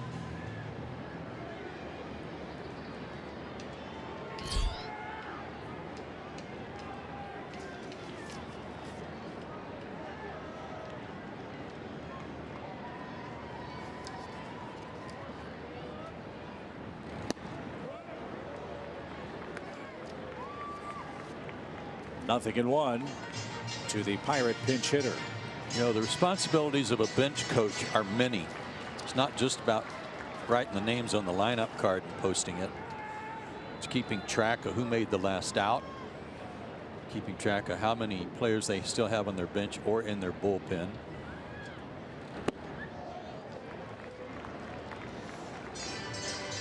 And also, it's a sounding board for the manager. It is to provide alternative strategies and options. Well, and looking ahead to who's due up the next inning, and how many lefties versus righties they may have.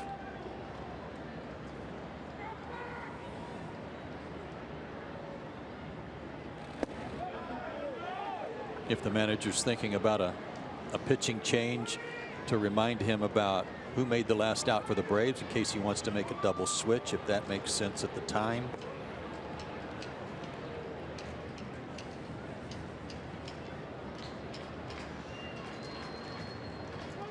And no spring training to practice that. It's happening when the games matter for Terry Pendleton. You know, the manager's got so many things going on in his head that he needs that guy in his ear. Ground ball short. Ibar can't get it. It's under his glove and into left field. A pinch hit single for Freese. And now Jaso's coming up. And he represents the go-ahead run. And Pittsburgh will go to the bench and bring on a pinch runner. and it's Alan Hansen who will pinch run for Freeze.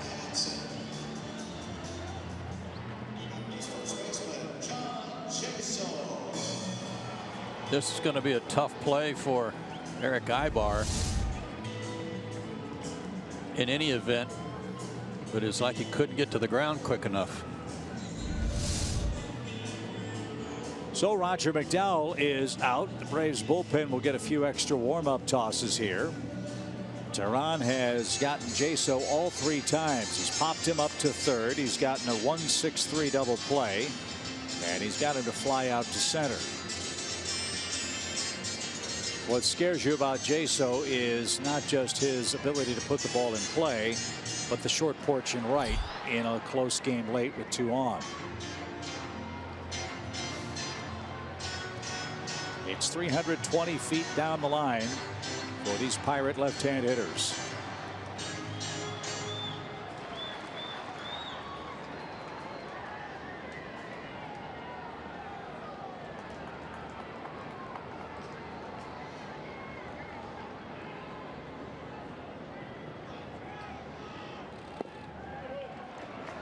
Taken low, 1 ball, no strikes.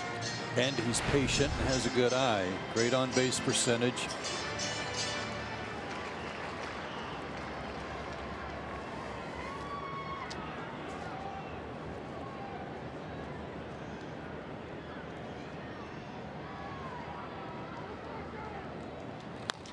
Ground ball slowly hit towards second. Castro will go to second for 1. And the Pirates have runners at the corners with 2 out. So here we go. Great matchup. Teheran versus McCutchen. 2 on and now 2 out. That play, I mean, it was obvious that it wasn't going to be a double play because it wasn't hit hard enough. But what a good play by Daniel Castro to go to second to get the force out and prevent the potential tying run from getting into scoring position. That was a big play right there. And that's going to be the end of the night for Julio, who pitched a marvelous game. 7 2/3 of shutout baseball tonight against the Pirates. And he will leave with 2 on and 2 out. Looking for his first win. Teheran needs some help from the Atlanta bullpen.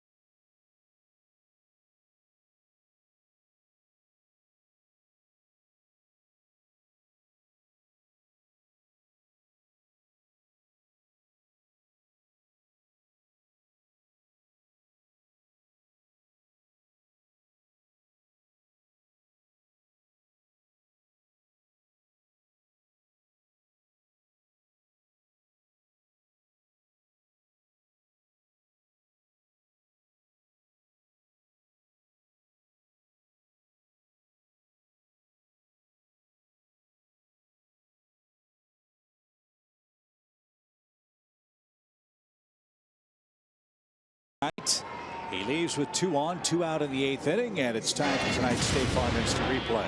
Well, it's been good defense tonight all around by Atlanta. Daniel Castro's had a big night, robbing McCutchen of a hit there, robbing Matt Joyce of a hit here. Good outfield play. Ender Inciarte tracking a few down out in center field. And Julio Teheran wanted to stay in the ball game. You can understand that. He's got a shutout working, but turning it over to Arodys Vizcaino. Fresh arm against McCutchen. Not the 9th inning, but the 8th inning in a 2-run game. And up and into McCutchen. Defensive changes on the infield. Daniel Castro has moved over to shortstop. Gordon Beckham is checked into play second. Beckham will hit third when we get to the 9th inning. Another one of those double switches. 1 ball, no strikes. And down the right field line, a late swing. Well hit, but well fouled. It's now an even count.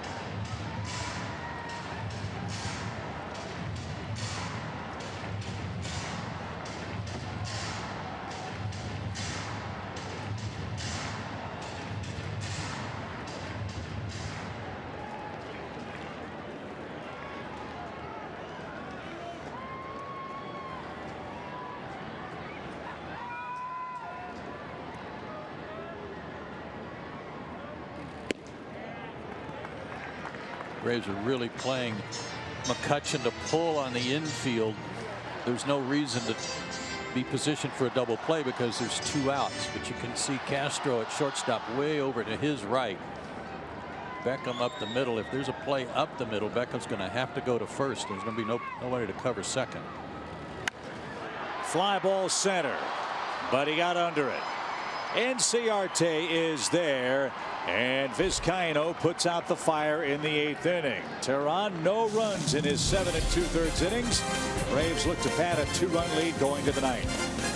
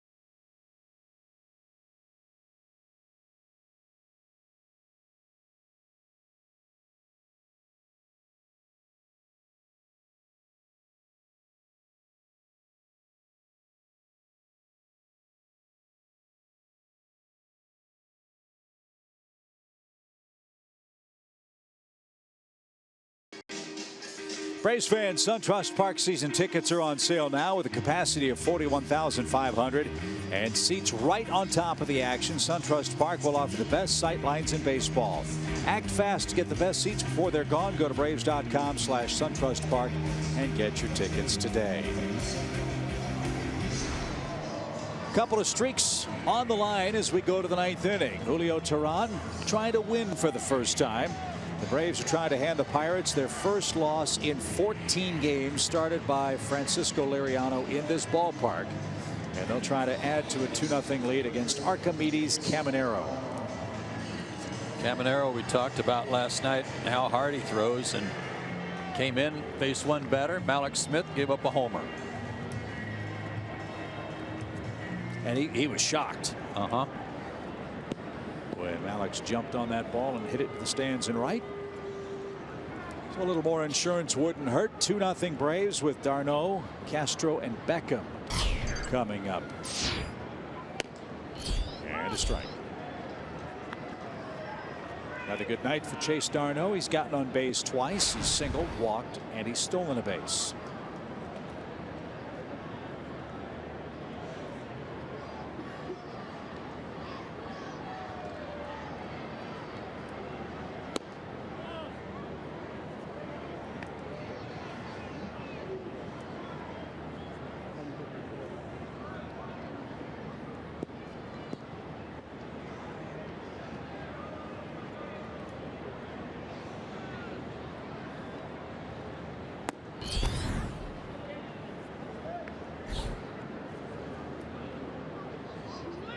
91 pitches for Julio Teheran.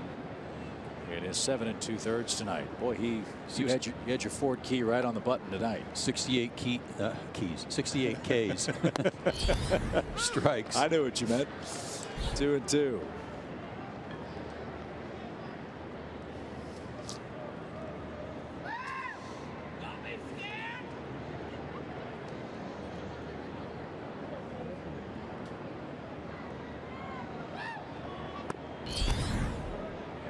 Taken low for a full count.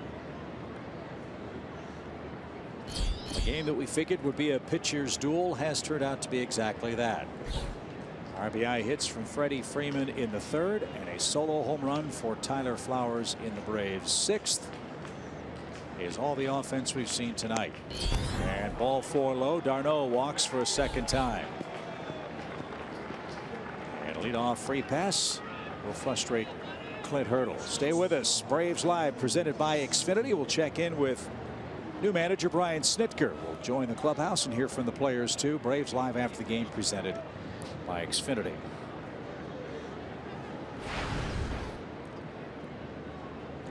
We still have to get 3 outs in the bottom of the inning, but you can't help but think what's going through the mind of Brian Snitker right now as Castro digs in. How many late night bus rides, how many early morning wake up calls to travel from city to city and play that day in the minor leagues did Brian Snitker work through as a minor league manager for an opportunity for a night like this?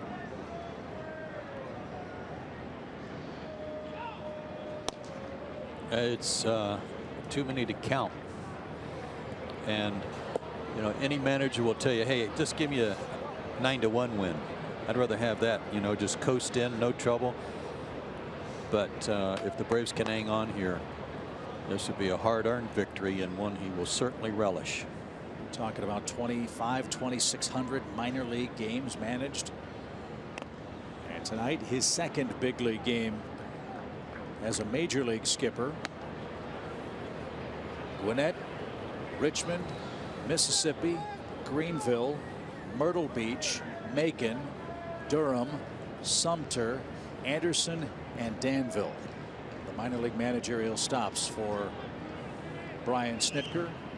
20 managerial seasons.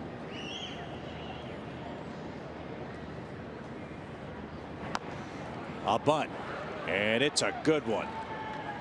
Boy, has Daniel had a good night tonight? He has, but it also is a reflection here on d'Arnaud's read on that.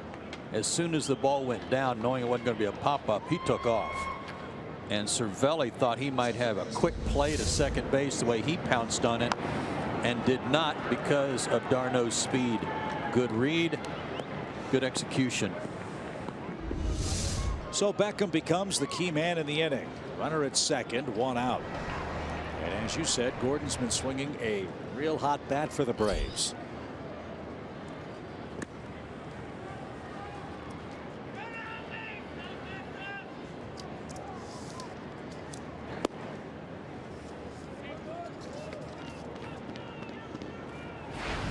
Beckham is 6 for 16 on the road trip.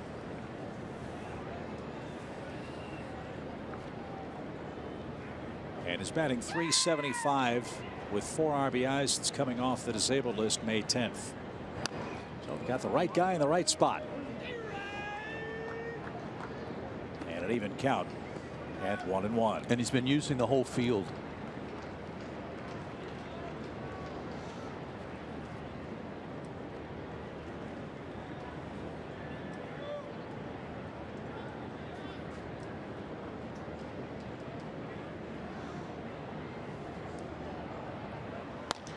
Driven down the right field line. Joyce on the run's not gonna get there.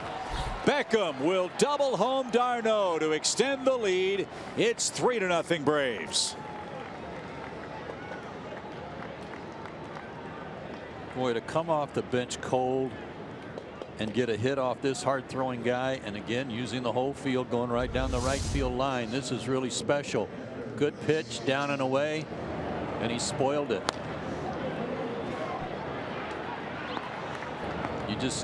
I'm sure if you're the coaching staff, you watch Gordon run and you're like, okay, take it easy, because he's cold coming off the bench. You don't want him to re-injure that hammy.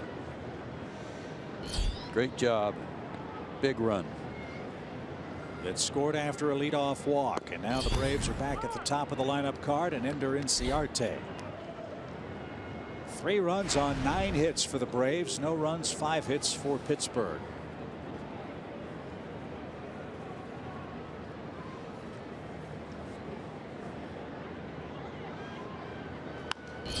And that's fouled back to the screen. Again, going back to Brian Snitker, every successful baseball person will tell you they're only as good as the support they have at home, and I'll bet you Brian's lovely wife Ronnie is watching this game with the grandbabies, loving every minute of this right now. No balls, 2 strikes.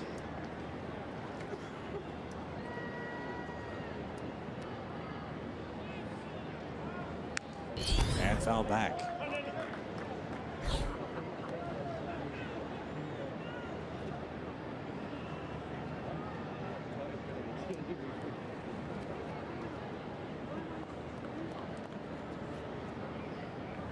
A walk, a sacrifice, and a double.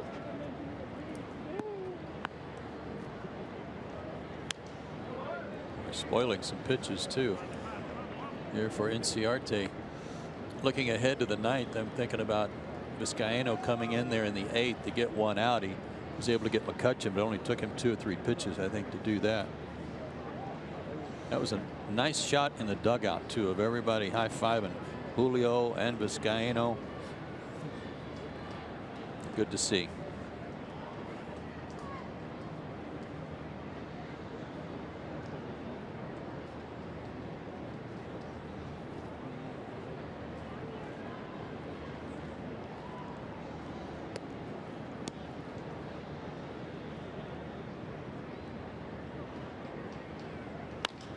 Little looper into left field. That's going to drop for a hit. Beckham around third will be stopped as Polanco came up ready to throw. And Ender Inciarte has a 2-hit game. And the Braves are feasting on Archimedes Caminero in the 9th. Smart move there too by Bo Porter to hold Beckham up, not just because Polanco, who normally is a right fielder, was playing in shallow for Inciarte, but just because of Gordon's leg. You just don't want to overdo it.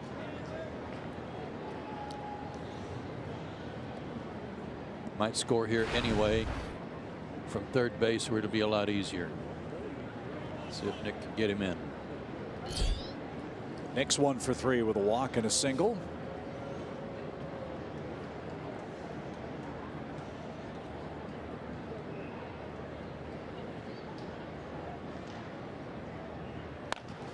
And yanked foul past past Eddie Perez.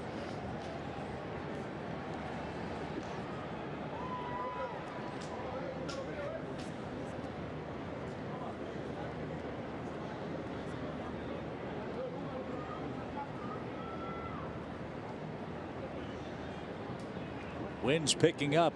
It's getting awfully chilly now. And Markakis requested time.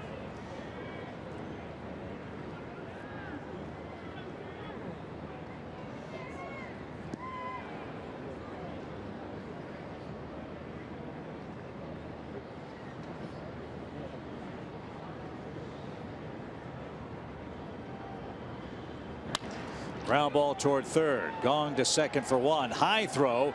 Harrison, though, gloved it and completed the double play. The Braves had an insurance run courtesy of a leadoff walk. We head to the bottom of the 9th inning. 3-0.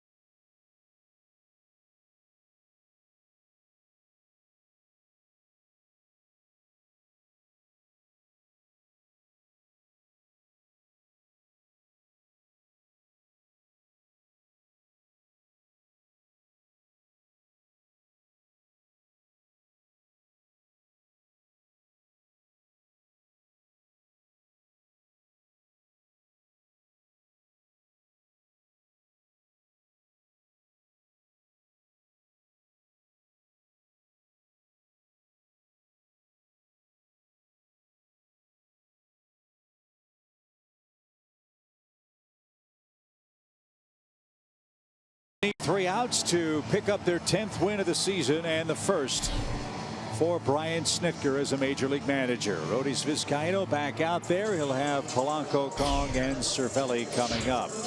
Julio Teheran was brilliant over 7 2/3 innings, gave up just 5 hits and threw 91 pitches. Yeah, great night for him. Avoided any early inning trouble. Did have a couple of guys on base in the first inning, but able to pitch around that. Freddie Freeman picked up his first ever RBI in this ballpark to give him a 1-0 lead in the 3rd inning, and he's made that stand up before turning it over to Vizcaino.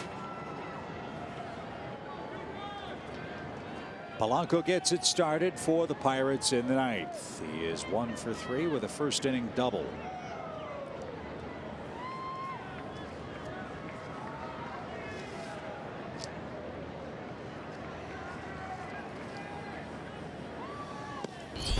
And that's down and away. 1 ball, no strikes.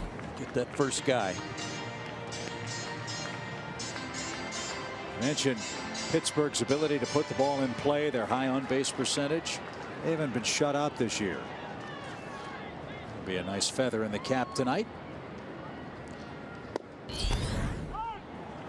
1 ball, 1 strike.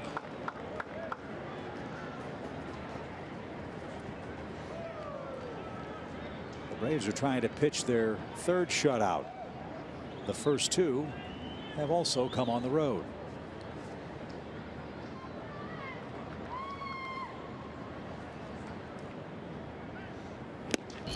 Ooh. That had some giddy up. Yeah, the first strike, the called strike, was kind of a get over fastball at 96. And then he said, okay, now I've got the count back even. I can air it out, and bumped it up to 98.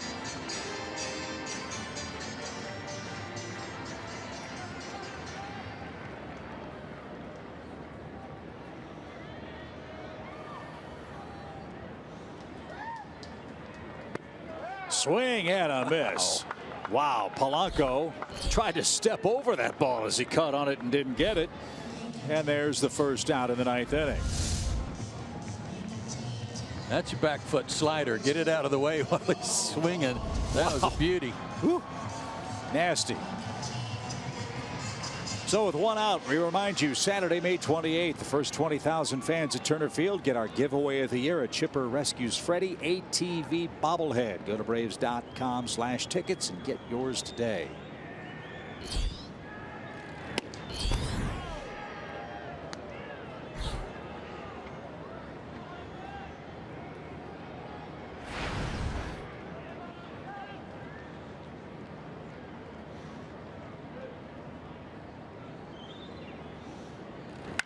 Swing and a drive deep left field. Gong has hit another home run. Whew. Ball jumps off his bat.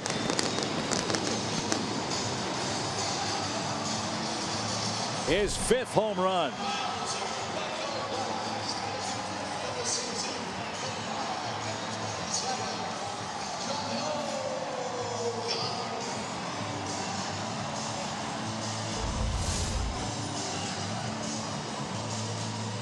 High slider. Gong as in gone.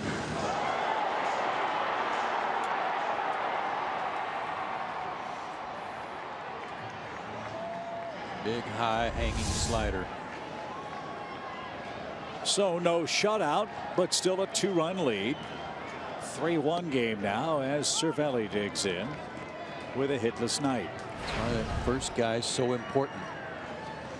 Helps avoid big innings.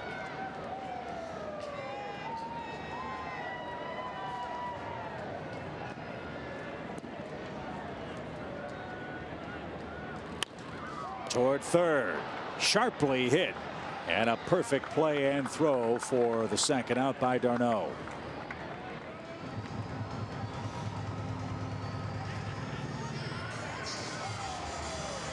He made that look easy, and that was a hard hit ball that he fielded real close to the lip of the grass.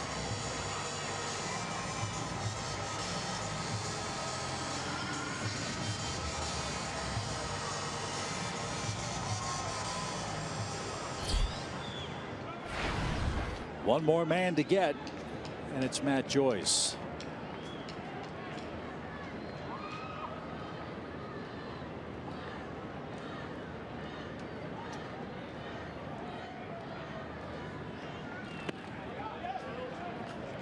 No swing. Joyce, one of two Pirates who has been hit by a pitch. The other was Jung Ho Gong, who I'm sure took extra satisfaction with that home run here in the 9th inning. Tehran hit him in the left hip. He blasted the homer here off Vizcaino. Ground ball to short. Nice pickup and a perfect throw to first, and the Braves have beaten the Pirates, and Brian Snitker celebrates his first win as a major league manager tonight here in Pittsburgh, Pennsylvania. Won't be able to wipe the smile off his face for days. Julio Tehran the winner, Liriano the loser, Vizcaino the save, and the Braves are in double digits in the win column by a 3-1 final score.